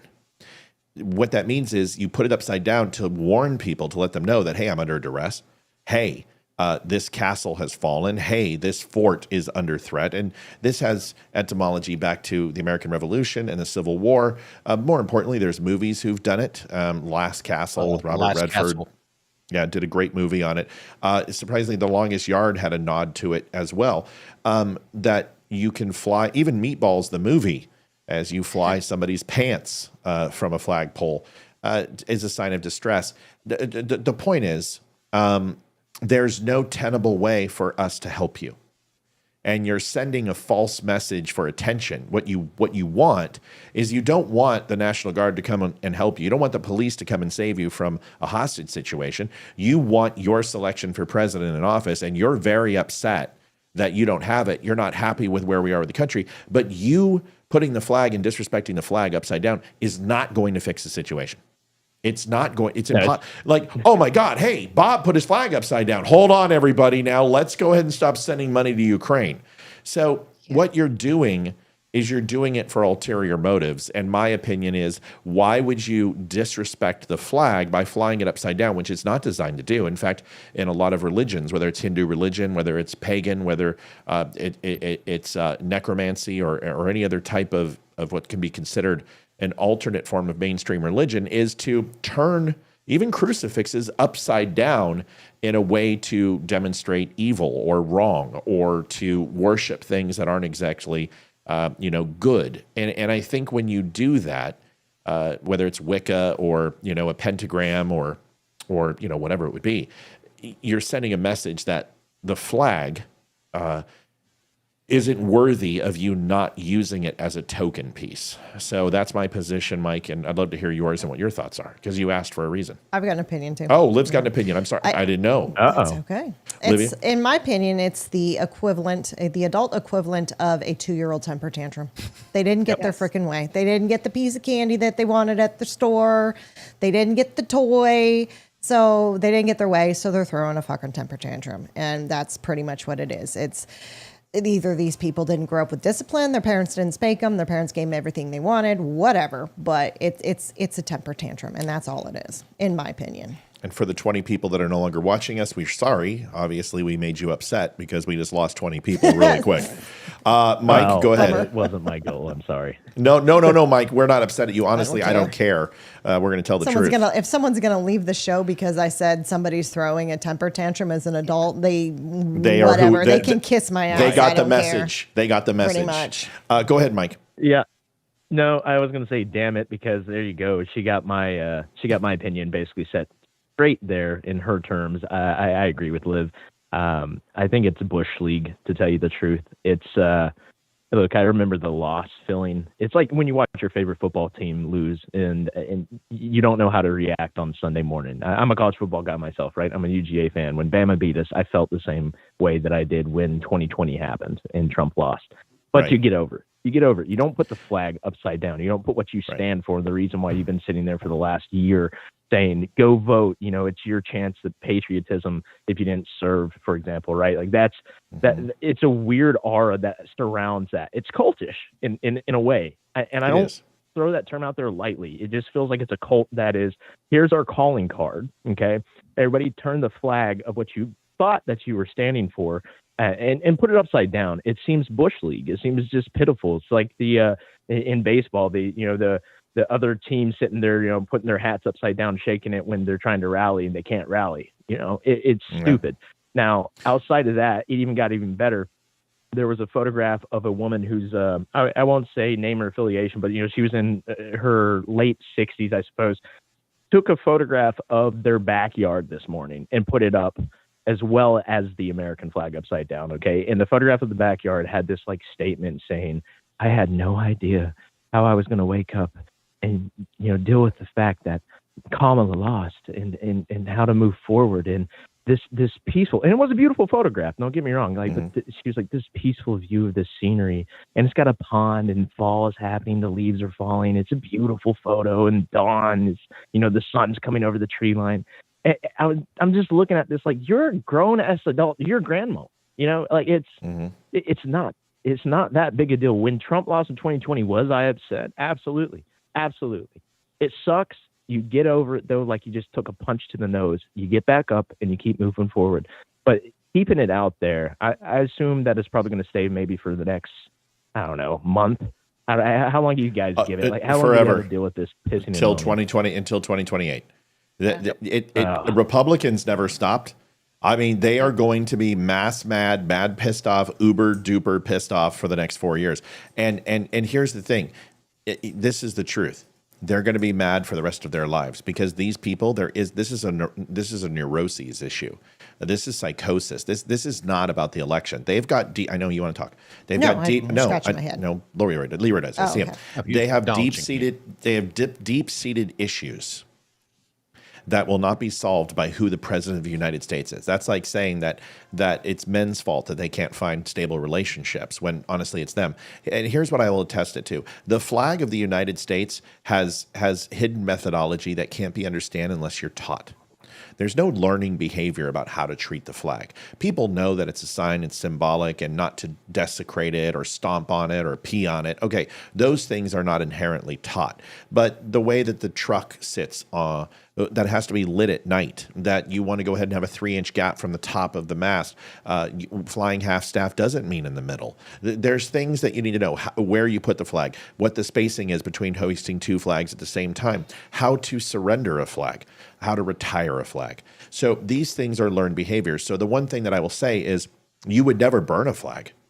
Those same people who hang it upside down would never light it on fire in protest, right? Well, of course not, because they know it's wrong and it's desecrating the flag. But I would burn a flag because I would burn a flag when I'm retiring it in ceremony. So it's all about the hidden methodology. Right. So yes, I would burn the flag, but only in a ceremony to retire in respect, in a proper ceremony. But once again, context is important. So when you hang it upside down, you may as well be burning it if your intent is not to notify people that you are under duress, that your domicile, that your castle, that your business, that your base is under threat, and to warn anyone upon the approach that you need assistance or to stay away. That's not what you're doing. You're doing it to throw a temper tantrum, and you're desecrating the flag because of it, just like people who light it on fire. That's my point. If I could say one thing on top of that, just real quick, I'm an Eagle Scout from Tiger Cub. All right, that's how much of a nerd I am, but I love every minute of it, and I'm so happy my parents put me through it. When I was in elementary school, behind my elementary school, our scout troops would gather together, and we would have the flag retirement ceremonies, and everybody was in their Class A's. You know, the dads, a lot of our dads would show up. My dad himself, God bless him, he's a vet. Everyone was quiet. Every single flag that came out there. And we would have retirement ceremonies that would have 30 plus flags. And it was a solemn moment. So when I see that flag turned upside down, though I have not served in my country's military, it upsets me, but I know that upset's not going to get me to get them to come to this side, I guess. But it should be seen as it's the American flag. I mean, come on, guys. So thank you guys. This is why I love calling in. This, second night in a row, you guys are very filled with information. So thank you all for taking this call. Of course, buddy. That's what we do. We appreciate you, man. We thank you for calling, and call back anytime. We love having you on. All right, guys. Y'all have a great night. All right. Tell your mom hello for us. You too. Will do. Mike, go ahead. I actually had something I wanted to add to that. Isn't it funny that every time there's some sort of crisis, right, social media just erupts with the need for people to start changing their profile pictures. If it's not a black dot, it's take your pick of breast cancer awareness, which is good. I mean, please do that one. But any of these, like, spur of the moment, because of the media, I'm going to go ahead and change my profile picture to this because I want people to notice me. And it just drives me nuts. And I feel like the more we educate people on it is not going to help the situation, because just because people are educated on it means that there's going to be more discussion about it, means that more people are going to hear about it and then want to do it. So it's like it's like a paradox, and unfortunately those emotions that trigger people to want to do that are never going to go away, because now more than at any time in history, people have more free time on their hands, and the media is always in their face, just constantly looking for that emotional trigger. So people are always going to want to change their profile pictures from now on. Yeah, it's crazy. Yeah, it's like wearing a red MAGA hat to a Democrat rally. You want trouble, It's like going into Crenshaw and throwing red. You're looking for trouble. Well, I can do it. I'm an American. Sure, yeah, you can. You can hang the flag upside down. You sure can. But it doesn't mean you're not an asshole. So right. Stop being an asshole. No, Elon Musk did not buy Fox News. That is an old story, 2023 or so. Fox News is a very complicated purchase. Comcast tried to buy it with the purchase when they wanted to go after Disney. And Disney wanted to buy Fox News, and it was not included in the purchase and sale. So Fox is a subsidiary completely on its own. Its value is much different. And honestly, it's not necessarily the news channel. It's the advertising dollars that makes Fox News worth it. They are an incredible high-dollar advertising conglomerate, and they are very expensive. And they have a very long list of subscribers. They have one of the most successful subscription formats on, Fox, the Fox Live. Fox Nation. Fox Nation is hugely successful. And the reason why is because they went out to 25 million veterans and said you can have it for free for a year. That gives you a very large user base. So Fox is a completely different entity. So buying Fox for 25 billion, you might want to add a zero on that. Buying a news station is not 25 billion. It's a lot more than that. So no, he did not buy Fox News, and he's got enough problems. He needs to make Twitter great again, and he needs to stop fucking with my algorithm. I don't understand how I have 30,000 people, 40,000 people look at a post today, and I've gained five followers. I'm sorry, I'm ugly, but I'm not that ugly. Next, yes, not. No, you're not. Shut up. I'm not going to give you pity. No, I'm not going to. I don't need your pity. Yes, you do. Yes, you do. You want my pity. Letitia James. You want me on that wall. You need me on that wall. Okay. For fuck's sake. Can I say I hate this woman? Dude, her eyes look like super cross-eyed, like the opposite way. Alien. I can't stand this woman. Oh, I she is funky absolutely looking. hate. She's like a Muppet. She looks like Marvin Hagler in a wig. So I can't. Yeah, it looks like she's not real. Do you know, like she looks like a fake, like a hand puppet or something with a wig on. Yes, there's something off. Right. Like she. Yeah. Okay. So let's listen to this degenerate fucko.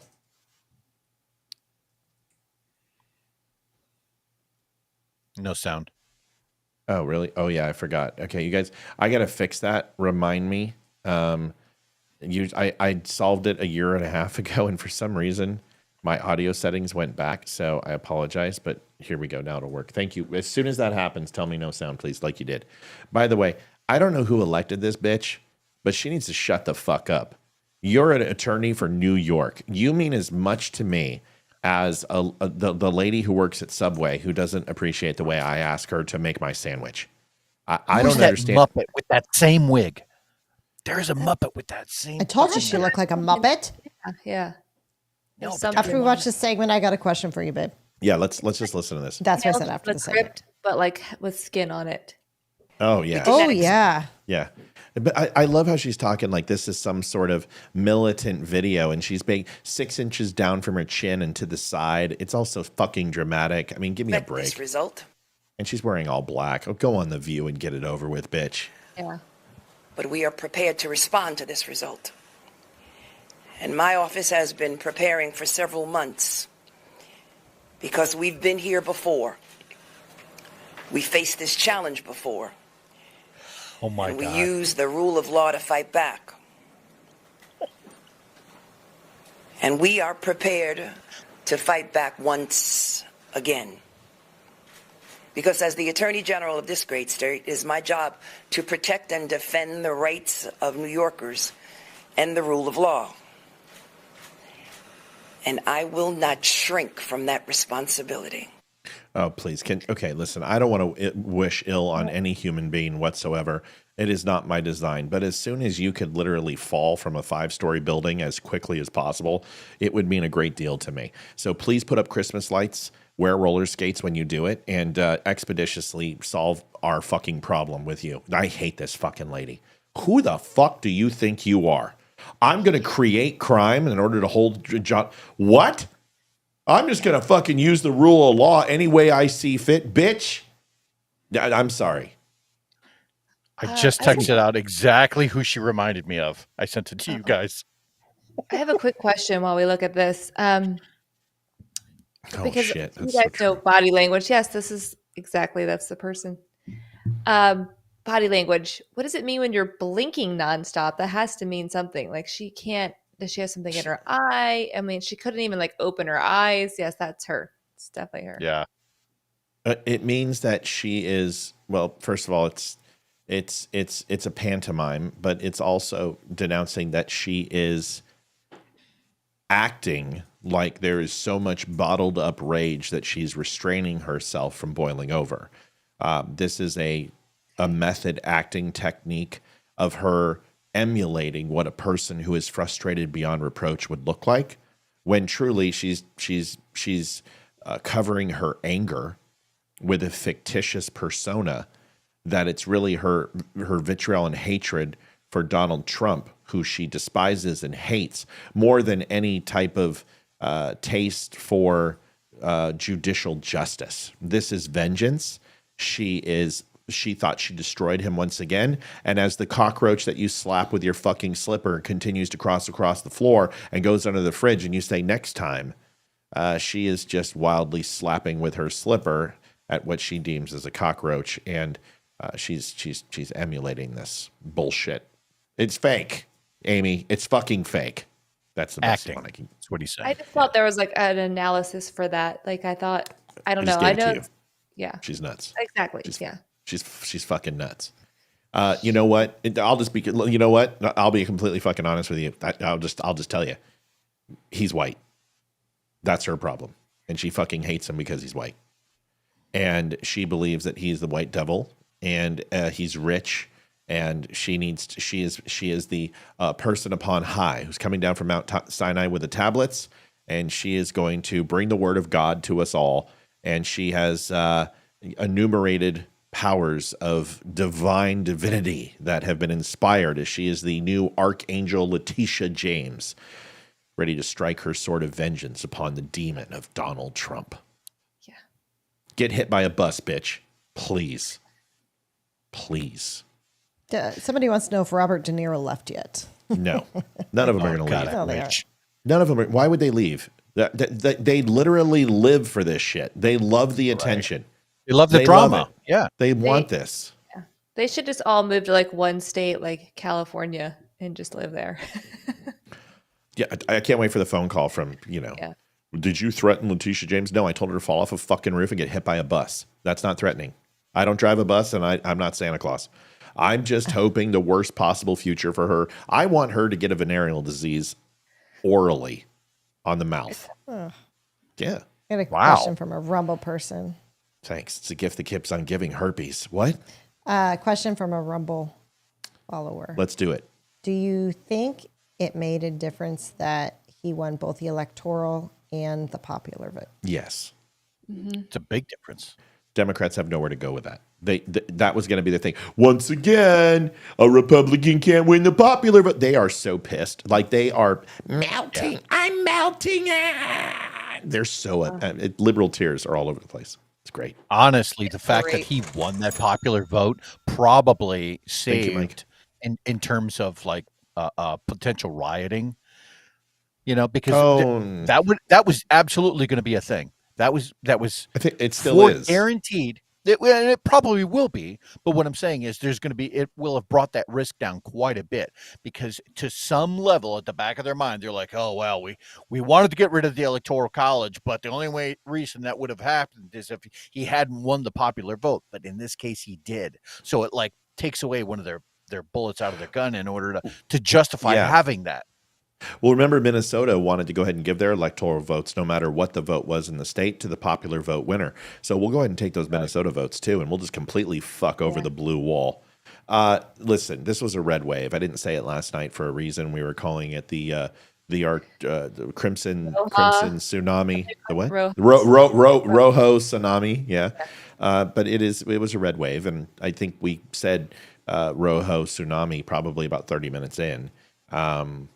And it was a red wave. And I wasn't going to say those words. I refused. Everyone else, red wave. And that's what they always say. But the indications were that this most assuredly was going to be a red wave. Listen, this is why Biden was replaced. They knew. Yeah. Mm-hmm. They knew what was going to happen. And because they knew what was going to happen, they didn't. They put it up for grabs and wanted it to be a contested primary. But Kamala went in there and with initiative that we didn't know that she had, and took the nomination. And they knew, but they lied to you. See, Democrats, listen, how duped do you feel? You guys who keep making fun about, at least Donald Trump doesn't pretend that he's taking our money for him. He just tells us, hey, buy these. Hey, I've got an NFT trading card with me in a Transformers outfit. I'm Optimus Trump. And you're like, fuck it, I'm going to give $99 to that. I'm going to go ahead and give him some of my money. He openly admits it. They were like, oh yeah, give us $2.5 billion, and we're going to win. We're going to, Joy's on the ballot. Joy wasn't on the ballot. It was the most negative campaign I've ever heard. It literally looked like a Karen bitch fest. I mean, Karen's for Kamala. Karen's for every Kamala. 2 seconds. Yeah, every 2 seconds, you're a fascist, you're a racist, you're a Nazi, you're a bigoted homophobe, whatever the hell. Yeah. Like that messaging can only go on for so long before some logical person on the left is going to go, okay, we can throw out those names, but what's our policy? Right. So, and in lieu of that, when you start thinking about politics, you're like, I can call these names, but you sound like you're on a third grade playground. Like you're not bringing anything to the table. I'd rather buy a gold Bible than a gold butt plug. That's what we got from Kamala Harris, right up the ass. Yeah. I mean, everyone who bought into it, they're like, here's my money. And it's like, dude, I'm like, she's not going to. They already stole $500 million from you with Joe Biden. You really think that she's doing well? Remember, Joe Biden was doing well? And I'm just sitting here going, You're telling me the worst primary candidate in U.S. history all of a sudden has a 48% approval rate in the worst economy, the worst administration ever? Get the fuck out of here. Caller, where are you from? What do you want to talk about? Oh, it's Canada. What's going on, sister? Hi, Mel. Hi, Mel. Hello, everybody. I have a couple questions about lovely Letitia and Mr. Bragg. He's been very silent in the last few months. He's not said anything. Is he not her boss, and can he not rein her in at all? And my second question is, has Donald Trump given any kind of clue who he might appoint as his AG? No. I wasn't tracking. He was asked about the cabinet today, and I was waiting to see if anyone else heard. No. He is not giving any news on his cabinet. No. Yeah. But the first question is, can Alvin Bragg rein this Muppet in and say, back off the bus, bitch, because you're not doing us any favors? And do you have the stats from like New York City, the voting, whatever, as to how many people actually did go and vote red? Like whatever, like I know it went blue, but is there any way to find out how many in the District of New York or whatever that she is involved in or whatever, what the stats were on vote that kind of level? I can't find it anywhere. I kind of searched and whatever. Leeroy's going to get you that information right now, and I'm going to get you something else.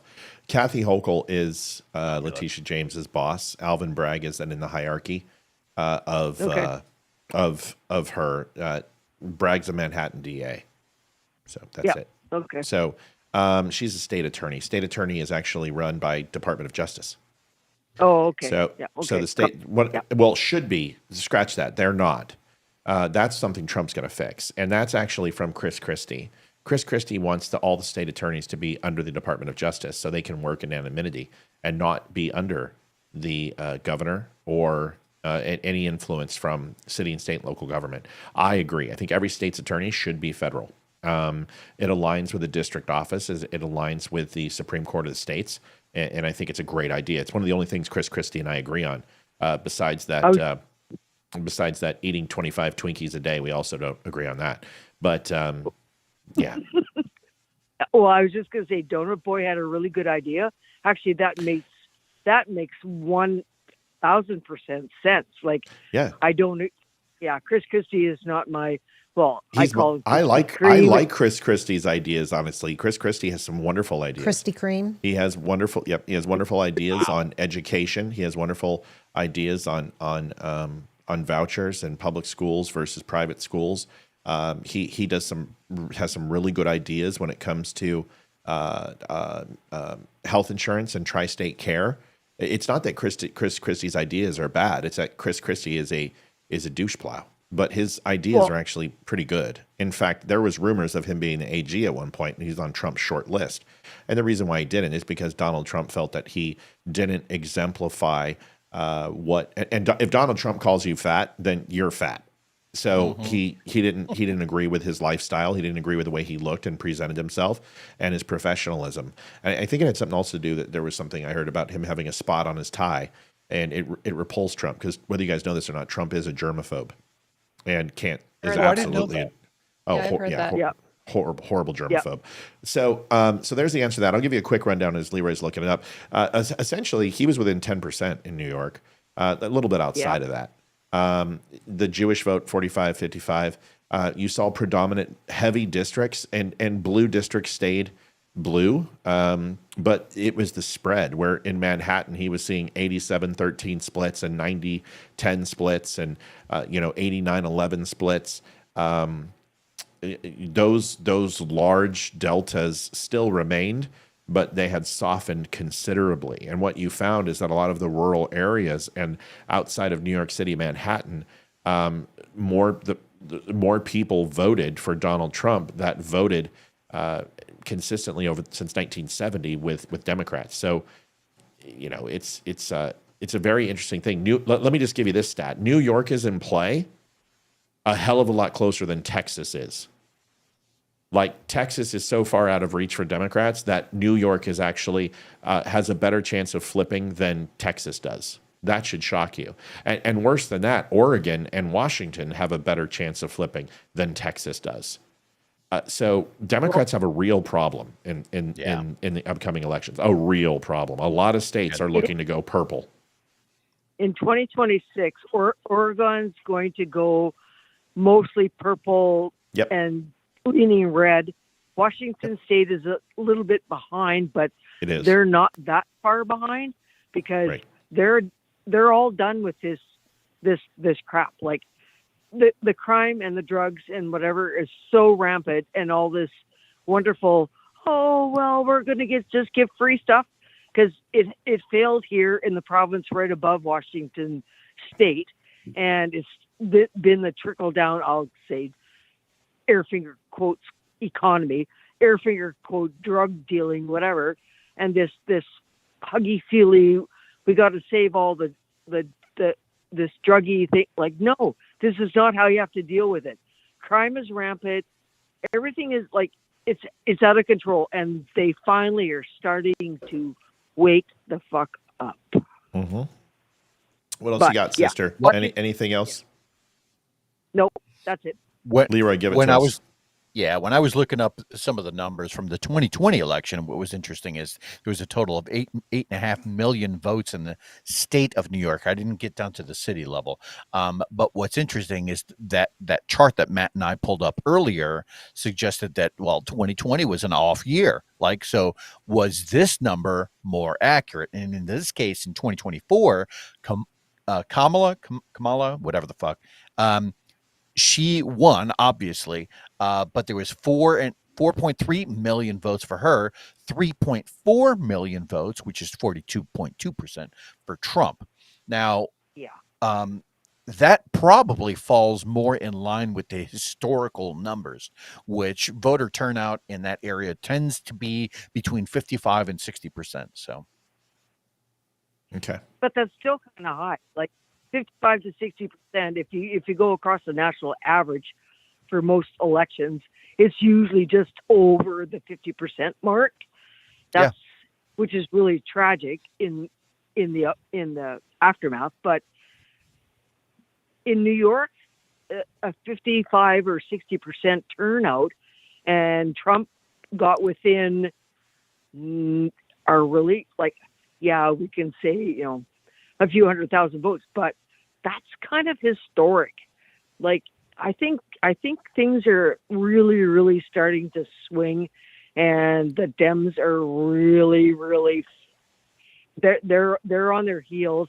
And like I said, Mark Elias has already filed 268 fucking lawsuits from this election. But that doesn't matter because we had 200,000. Hold on a second. Laura Trump put in 200,000 poll watchers, and you had 5,000 lawyers on the ground in the election.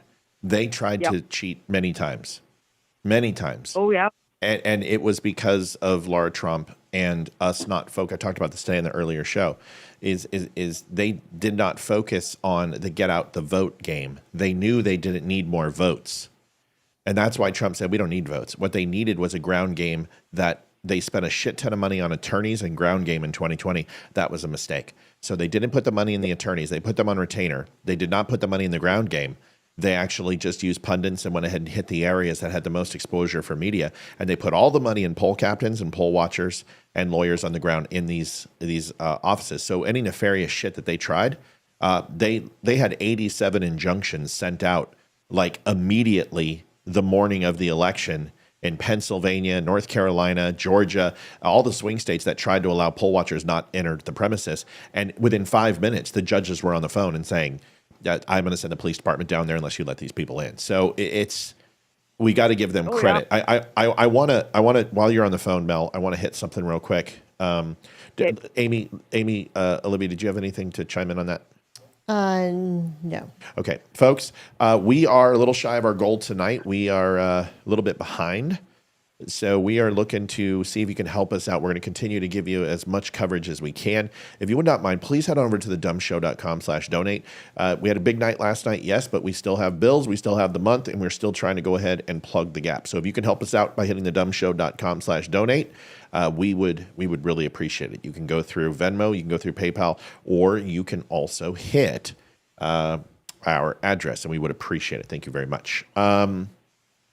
I can't check links in chat, Mary Jo, so you're going to have to send it to Olivia, send it to our email, something like that. Olivia is going to link her email to you. So, which chat? Facebook. Thank Someone just said Carrie Lake is getting close to Gallego, Ruben Gallego. And let's go ahead and break that down, because it's very important for me to this. I told you this was going to happen last night. I told you once they go ahead and get around the 60% mark, Carrie Lake was going to start closing the gap. This is when Charlie Girk said the same thing. And he's like, oh my God, she's going to make it. She's going to make it. She's going to make it. Well, this is why Maricopa County is slow. So the initial point is Maricopa County reports quickly, and they hit around the 30% mark, and they have a huge lead. Then these rural counties all get into 100%, and Maricopa's the last one to count. And she might even take the lead at some point. She did in 2020, but eventually Maricopa will go ahead and bleed it dry. Let me show you why. So right now, Ruben Gallego is 1.2 million, and she's 1.145, which is within striking distance. It's 60,000 votes. That's a very small number, but here's the crux: is they just had a drop. So 68% of the vote is in. So you might as well say 70%. Now let's check the rural counties. Here in Yuma, 48% of the vote is in, and it's going Carrie Lake, relatively small district. Overall, with 48% of the vote in and showing 34,000 votes, there's another 35,000 votes on the table. Okay, that's good. That only puts her behind by 5. Wonderful. So let's go up to here. 74% of the vote in. Once again, she's doing very well. But with only 25% less, you're looking at less than 1,500 votes here. So that's not going to help La Paz. Let's look at Mojave. Mojave is 81% in. This is a huge district for her. Right now at 81%, 20% of the vote is still withstanding. So you're looking at 86,000 votes. So basically 100,000 votes are total there. So about another 14 to 17,000 votes, which will definitely put her over the top. Then go ahead and go to here, which we're looking at is 60% of the vote is in Yavapai, which is 56 and 32. So you're looking at 88,000 votes at 60% in. There is a huge chunk of votes, and she's kicking ass. That looks good. 77% of the votes here. You're looking at 57,000 votes at 77% in. Roughly about 20,000 votes are sitting there. Here, once again, 79%. You're looking at 20% left. You guys can see the story. Definitely some very strong red areas remaining and a lot of votes to grab. Here, small district doesn't mean shit. You're looking at Cochise, which is fairly small, really doesn't mean much. Same thing here in Graham. Gila is 81%. Sorry, Gila. Pinal is a huge red area, 86% of the vote. Okay, so let's go ahead and say that there's 275,000 votes up for grabs for her. That looks fantastic. Very exciting. Very exciting. Okay, let's go to Tucson. Holy fuck. What just happened in Tucson? Tucson has 330,000 votes right now, and they're 62% in. So there's 200,000 votes. Remember that 275 that she has pending? Yeah, it's all fucking going to be cut away in Pima. Let's go down to Phoenix. Oh, fuck me. Oh, she's not losing as bad as Yes, I thought she she is. would in She's getting Maricopa. fucking crushed in Maricopa. She's getting 5% in Maricopa is ridiculous. That is a huge number. And here's why. 68% of the vote is in. You've got 6 and 7. That's 140,000, basically 150,000. 1.5 million votes pending right there. 30% of that is 15, 15, and 15. So 450,000 votes are remaining. She has a 5% lead in that. So go ahead and take the differential of 450 and 5%. 10% would be 45,000 votes net, and 5% would be 23,000. There's 23,000 net votes right there. So you don't get that here. You don't get that here. You don't get that here. You don't get that anywhere. So these two are just bloodletting areas for her. And then if we come down here, you can look at Santa Cruz, which is a small number. So what's going to happen is that this is going to come in, this is going to come in, this is going to come in, this is coming in. She's going to look beautiful. And Maricopa is going to slowly increase and then going to go ahead and dwindle that gap down. Is it going to be closer than what it is right now? Yeah, I think it's actually going to be probably within 0.7% to 1%. But right now it looks like she's going to lose. That's me just looking at it. I don't see her not with this far down. Go ahead. Question for you, Matt. And I know that we've talked about a little bit about this before, but she had some drama that was going on where she was like debating at some point. And is she likable? Is she a likable candidate? She's hot for her age. That means she's likable from that aspect. I think she can come off as cold and kind of a bitch to people.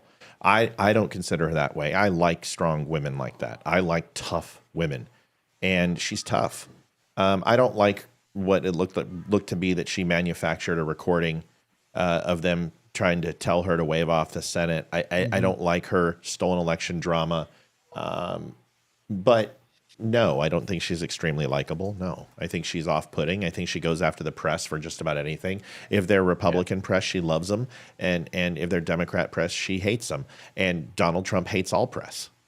He doesn't. I was only asking because a lot of times when I hear of news like that, I always try to justify, it seems like a good politician has to come with a couple of different things. They have to come with a certain level of expertise in terms of the policy that they're going to put forward. They have to be able to present that, but they also have to be likable. And sometimes just because you have maybe the policy stuff in your court, you're not a likable person, and therefore you might suck as a politician, which is, I'm wondering if that's her problem. Yeah. I just think that Carrie Lake is very soft on substance.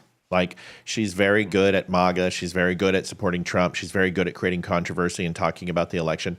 If you want to see what it takes to be successful in Arizona, she should mimic Eli Crane's platform, and I was really surprised she didn't. Eli Crane went into District 1.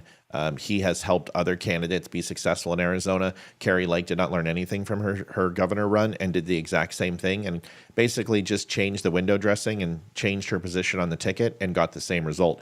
I want you to look here is that Polly Market has been very unfavorable to her. It's been about a 70-30 split all the way. I don't like Polly Market, but you know what? It was fairly consistent last night and aligned with us. So I'm going to go ahead and use it a little bit in my thought process. 84% throughout this split through September, October. She has not closed that gap. She did a little bit on election running up to it, but then after last night, it went to almost 94% for her and 4.6. Then we started seeing some of these other counties come in and Maricopa slow down its count. And now she's closed it to an 88% probability for Rubin and 12% for her. Once Maricopa reports, and they've been very slow, I think they literally have gained like 3% since last night. These other counties are going very quickly. It's giving her a soft presentation of winning, or at least narrowing the gap. And once Maricopa starts dropping, it's going to be just like her governor race, in my opinion. I could be wrong, but this would be the first time since 2020, pretty much. Not now, in a few minutes, maybe later, but I did want to touch on that. The fact that Polly Market was way more reliable because just a little while ago, Dr. Alan Lichtman, the guy that says he has successfully predicted everything since the history of time, he says that there was the Washingtonian just published an article that said that he said, I'm going to take some time off to assess why I was wrong. So I want to touch on that after we're done. Yeah. Mel, did you have real quick anything else? And I also want to tell you guys one more thing. Right now, we've established that she's about 60,000 votes down. Okay. And right now he is running a 50.2. She's running a 47.7. Once somebody eclipses that 50% mark, you saw this last night. Usually you start seeing that person at 50% go up and then the person sub 50 go down. This is just a standard rate of elections. It's what usually happens. And a gap starts to take place. Usually on the lower vote counts where there's like 20,000 votes left, you can literally, if they're close, that gap will close. They are a mile apart right now. The fact that she is 2.3 2.5 points down is what I'm. Yeah, 2.5 points down here. Let's go ahead and do the math. Okay, so there's about 500,000 votes remaining after the drop that just happened 9 minutes ago. If I'm not mistaken, yep, the drop just happened. It's 8:44 p.m. Damn, I'm good. I remember this from last year. Sorry, I got to toot my own horn once in a while. Okay, gosh, just deal with it. Roll your eyes. But when you want to say she's 60,000 votes ahead, there's 500,000 votes remaining. So just do the math. 250 and 250. So let's say there's 250,000 votes up for grabs out there. Now let's do the differential of about 2.5%. So if you do 1% of 500,000, that's 5,000 votes. So if you go ahead and do 1% of that, that's 10,000 votes. So that's 12,500 votes in disparity. So the potential for Rubin is to go 12,500 votes up, and Kari Lake wouldn't gain any ground. So where is she going to get those votes back? You have to see that the votes are breaking a certain way, and they're not. The votes are coming in steady at a 50-50 split. And because he has a very sizable lead, you're going to have to see some of these major drops go for Kari Lake and not Rubin. The problem with that is that's not the way this is going to break, because Maricopa and Tucson are so slow. So you're going to see more red districts break. And we saw that these outlying districts are very much, when we look at them, going for Kari Lake. So these drops are going to be very Kari Lake favorite. This is what Charlie Kirk got sucked into in 2020, is every time they got a drop, it's like, oh my God, she's closing. I'm like, Maricopa County hasn't come in yet. They're 27% behind. You're going to start seeing 150,000 drop ballots, and she's down in Phoenix, by 4.5%. 5-6%. So what you're going to see is every time Maricopa County and every time Tucson drops, she's up 23%. You're going to see those votes go into Rubin's lead, and she doesn't have enough big districts on the outside to go ahead and make up that deficit, and she's already behind 60. This is what Charlie Kirk got sucked into, and he didn't do the math. So that's off the top of my head right now. If I had $100,000, I'd put it on a Rubin Gallego, and I'd probably go to sleep tonight without any issues. Okay. Next, Liv, what's up? Mel, we love you. Did you have anything else, Mel? Real quick, sorry, honey. No, I equate Kari Lake to MTG and Lauren Boebert. Yeah. And they keep getting elected, whatever. And I equate Kari Lake to be on the same level as those other two. I have a really weird whatever, because Maricopa County has been notorious of not being disingenuous with their vote counting and whatever. So I'm not a fan of Maricopa County. Tucson is usually above whatever, but Maricopa County, I don't know. And just, can somebody clarify? Because I saw on the flash screen, and I kept seeing it.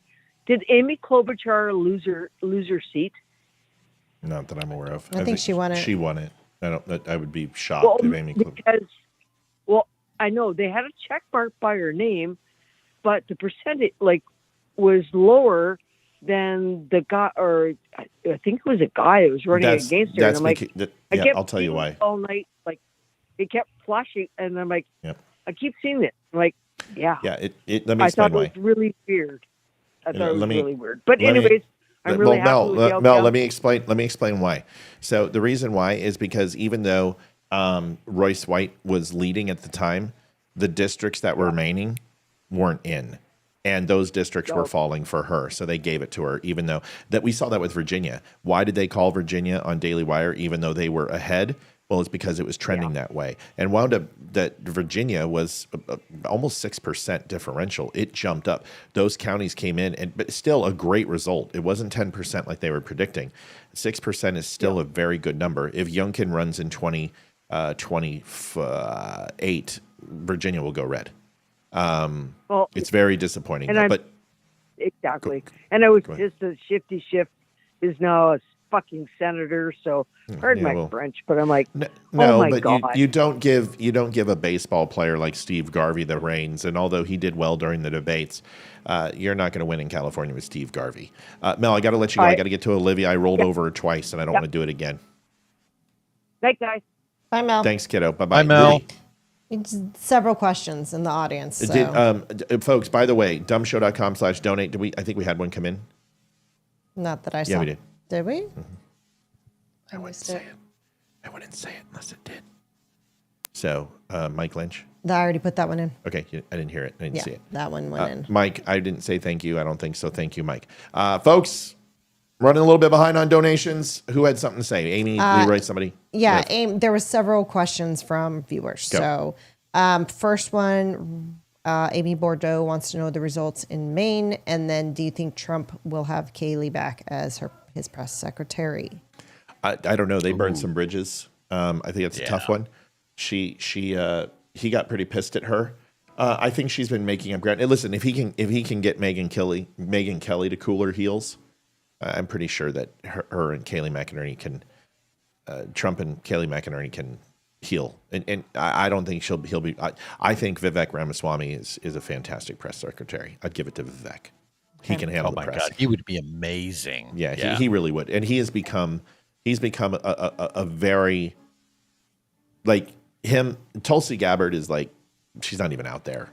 But Vivek has been a very strong pundit for Donald Trump, and I think he would protect him very well in the press. And he's very good. He's mellowed out since he dropped out of the race. He's well spoken. He's very well spoken. He's building relationships with people. He's very kind.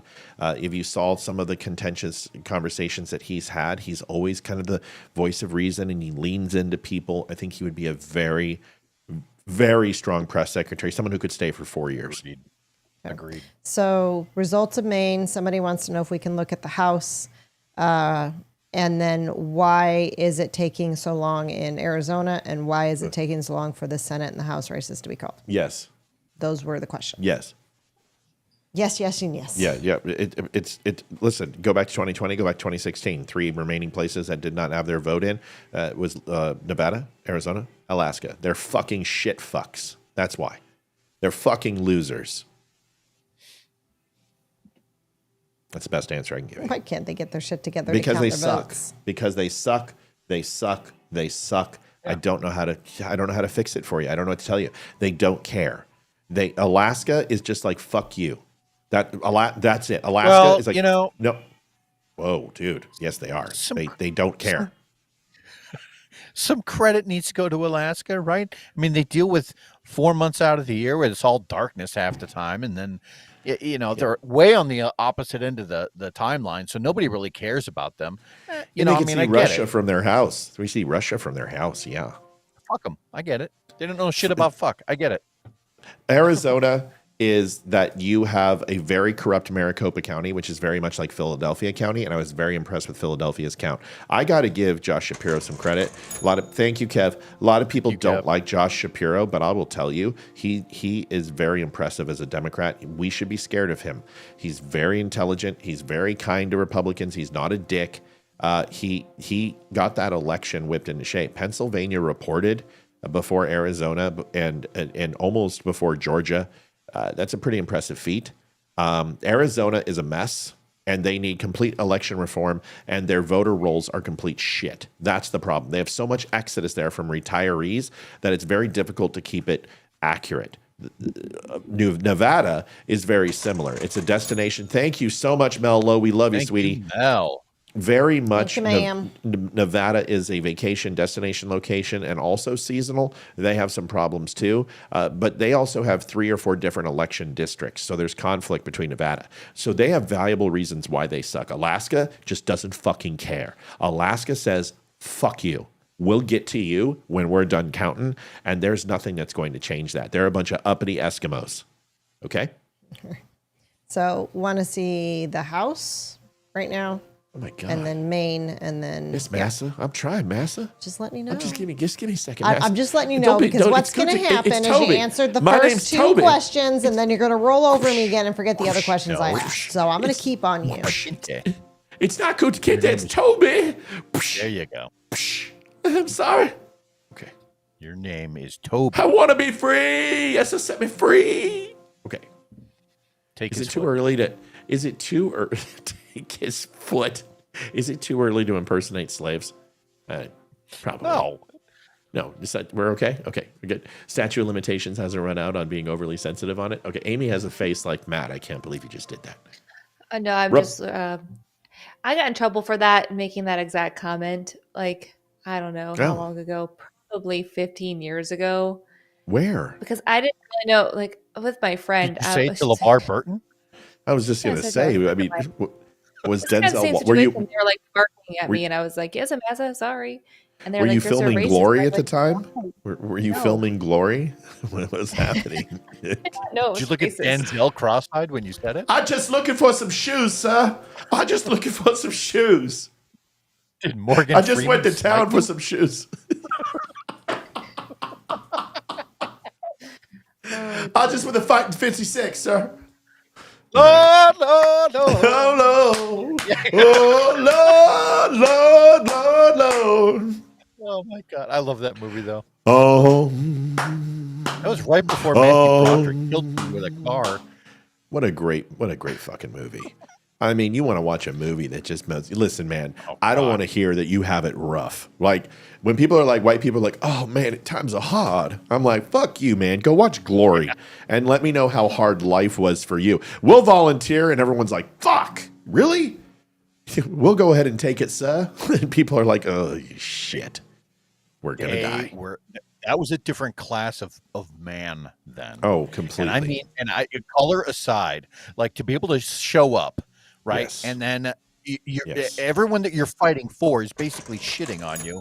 And at the same time, you still need equipment. And you're like, I need to steal a pair of shoes in order to fight. Otherwise, I'm going to get my ass kicked. I mean, different class of people. It was. I mean, but I'll tell you this: African Americans haven't changed because a lot of people are like, "Well, men have become pussies." I'll tell you what: African Americans are a large portion of the American military, and they have done a large portion of the fighting for our military. Those amazing kids do not lose that fight that you saw the Fighting 56 or that you saw in Vietnam or that you saw in any conflicts. African Americans we owe a debt of gratitude to African American airmen, soldiers, sailors, Marines, and they make up a large portion of our fighting force. And it's a shame that recruiters vulturize and cannibalize the African American communities and take some of their top percent of people, and it needs to stop. The predation of African Americans to fill our military ranks has lessened, but there's a huge amount. Like I think white people have become pussies, and I think African Americans have stayed resolved and fervent in their passion as fighting men and to protect this country. I will give them a nod. And Glory is one of my favorite movies. There's a reason why I showed it to my 6-year-old.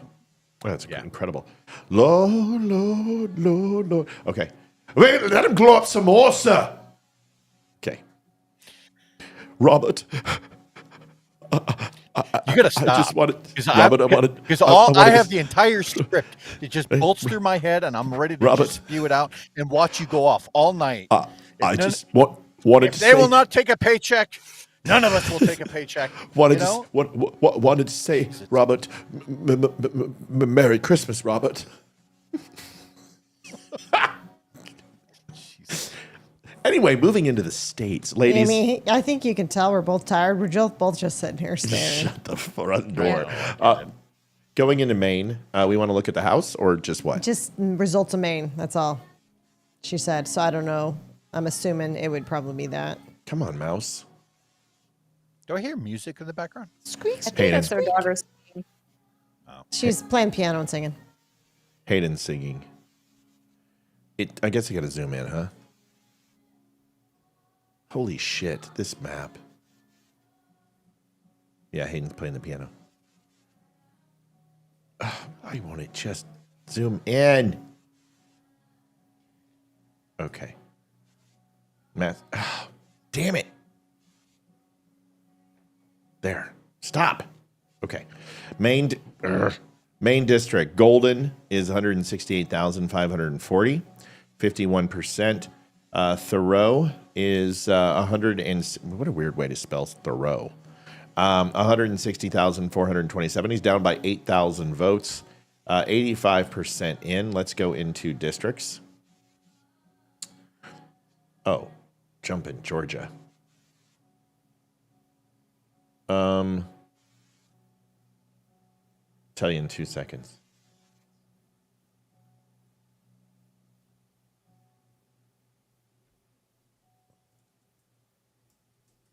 I think he's cooked. I'm not seeing any big red districts that are not in. I just don't know. But when I look at the results, 8,540, total 329,000 and only 61,000 votes pending. And he's losing by 1.3, 2.4%, 2.5%.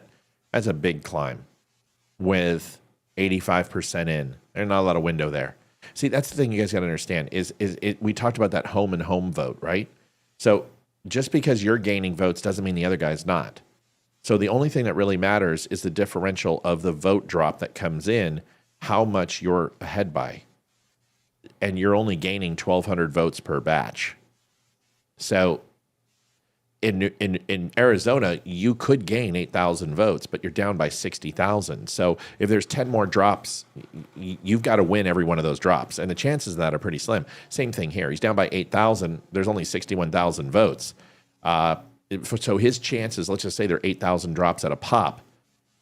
He's got 7.5 drops left before, and he's got to make up 8,000 votes. The chances of that when he's, losing 2.5% per drop is pretty slim to none. So it depends what's left. And right now, I don't know the district. I can't tell you. I can just tell you it doesn't look good. Not at 85%. That to make up 2.5% with 85% of the vote in is very difficult unless you are an extremely large area and you have a huge drop coming from a red district. These are all tiny districts. I mean, if we look at just the sample size of these red districts, you're 41 votes. A county that's 41, or a district, 166. 32. How cute. 7. I mean, these are districts.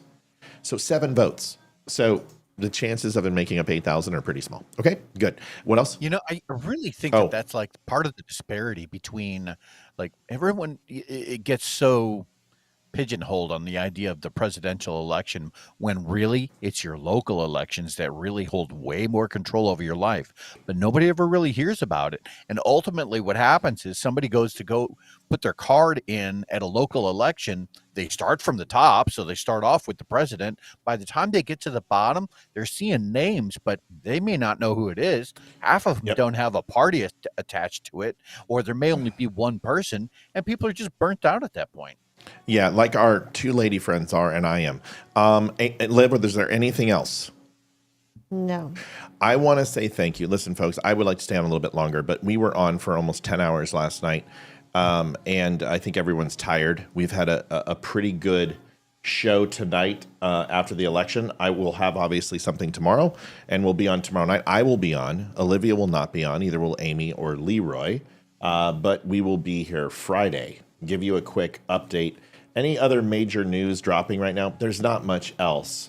I think just my prediction, just so everyone understands quickly, and this is my 1 minute, and then I'm going to pass on to everyone else. Trump just won Arizona. Good. Really? Yeah. Like I said, 312. That's huge. 312. Yes, it is. 312. My daughter would never lie to you. Who called it? What do you mean? What? Where? No, somebody said it was called. I don't see it called. The state of Arizona called it. Oh. No, I don't know. Let me find out. That's what I'm saying, because it hasn't been called on Fox. That's why. Can somebody tell us who called it? Yes, please. Real quick.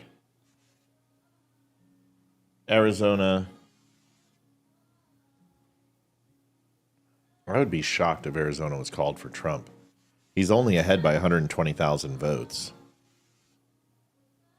I'm not seeing anything that Arizona's been called. Can somebody tell me what the hell? Yeah, I'm not seeing anything. I don't see anything. Arizona's not been called in my eyes. I don't know if that's okay. So anyway, last thing is 1 minute. I think very much that what we're going to see is an intensity increase. You're hearing that there's protests and Antifa showing up in cities right now all over the country, a little bit here and there, pockets.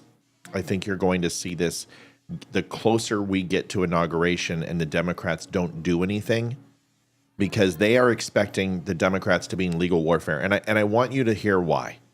Say Leeroy raped my wife. And I say to everybody, Leeroy's raped my wife. He's raped my wife. He's violated her.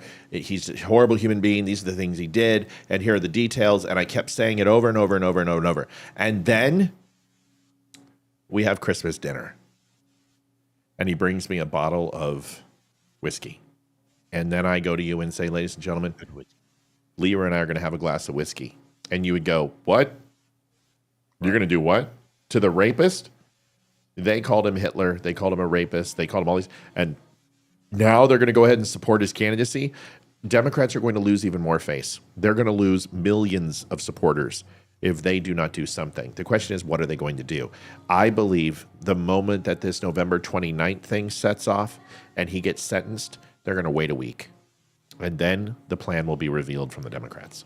Hold on to your shit. This isn't going to get easier. Olivia, Amy, Leeroy. We'll go backwards tonight. Just thank you. Loretta says she's still on Fox. Sorry. Okay. Thank you, everyone. Appreciate all the donations and for hanging in there with us. And sorry I'm not more lively. Your Irish coffee got me through the first hour, but I've hit that wall. I am pretty darn tired right now. I will not lie. Awesome. So, I will see you all on Friday. Amy? Yeah, thank you for all the donations, everyone. Thank you for the phone calls, and it's just great having this conversation and catching up. I will not be here tomorrow. I don't know if I could do Friday or not yet. I'll have to just see about that. But I know I try to do it if I can. It's hard for me. I forgot about Friday. I'm sorry. I forgot. No pressure. Amy's not going to be here Friday. Amy's going to take the night off. And honestly, I think we might need a night off this week. I mean, it's been a long week. We'll figure out what we're going to do. I'm tired. There's no doubt. I'm fucking tired. We love you and appreciate you. What else, Amy? That's it. Love you guys. And I will see you next week on Monday.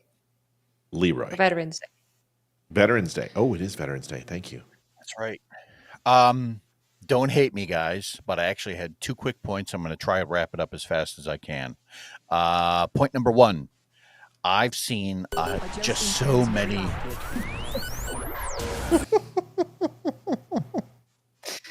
God, you guys, you're so funny. You're so mean to each other. No, we're not. This isn't mean. It's not mean. It's what military people do. We're just busting balls. I'll take a bullet dragging for it them. out now. Just sorry, dragging it out.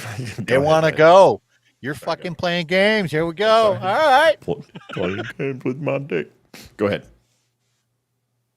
I've seen a handful of recent social media posts that are basically very accusatory towards Elon Musk because he put out this bonus, it was a prize, $1 million prize for people who registered in the state of Pennsylvania.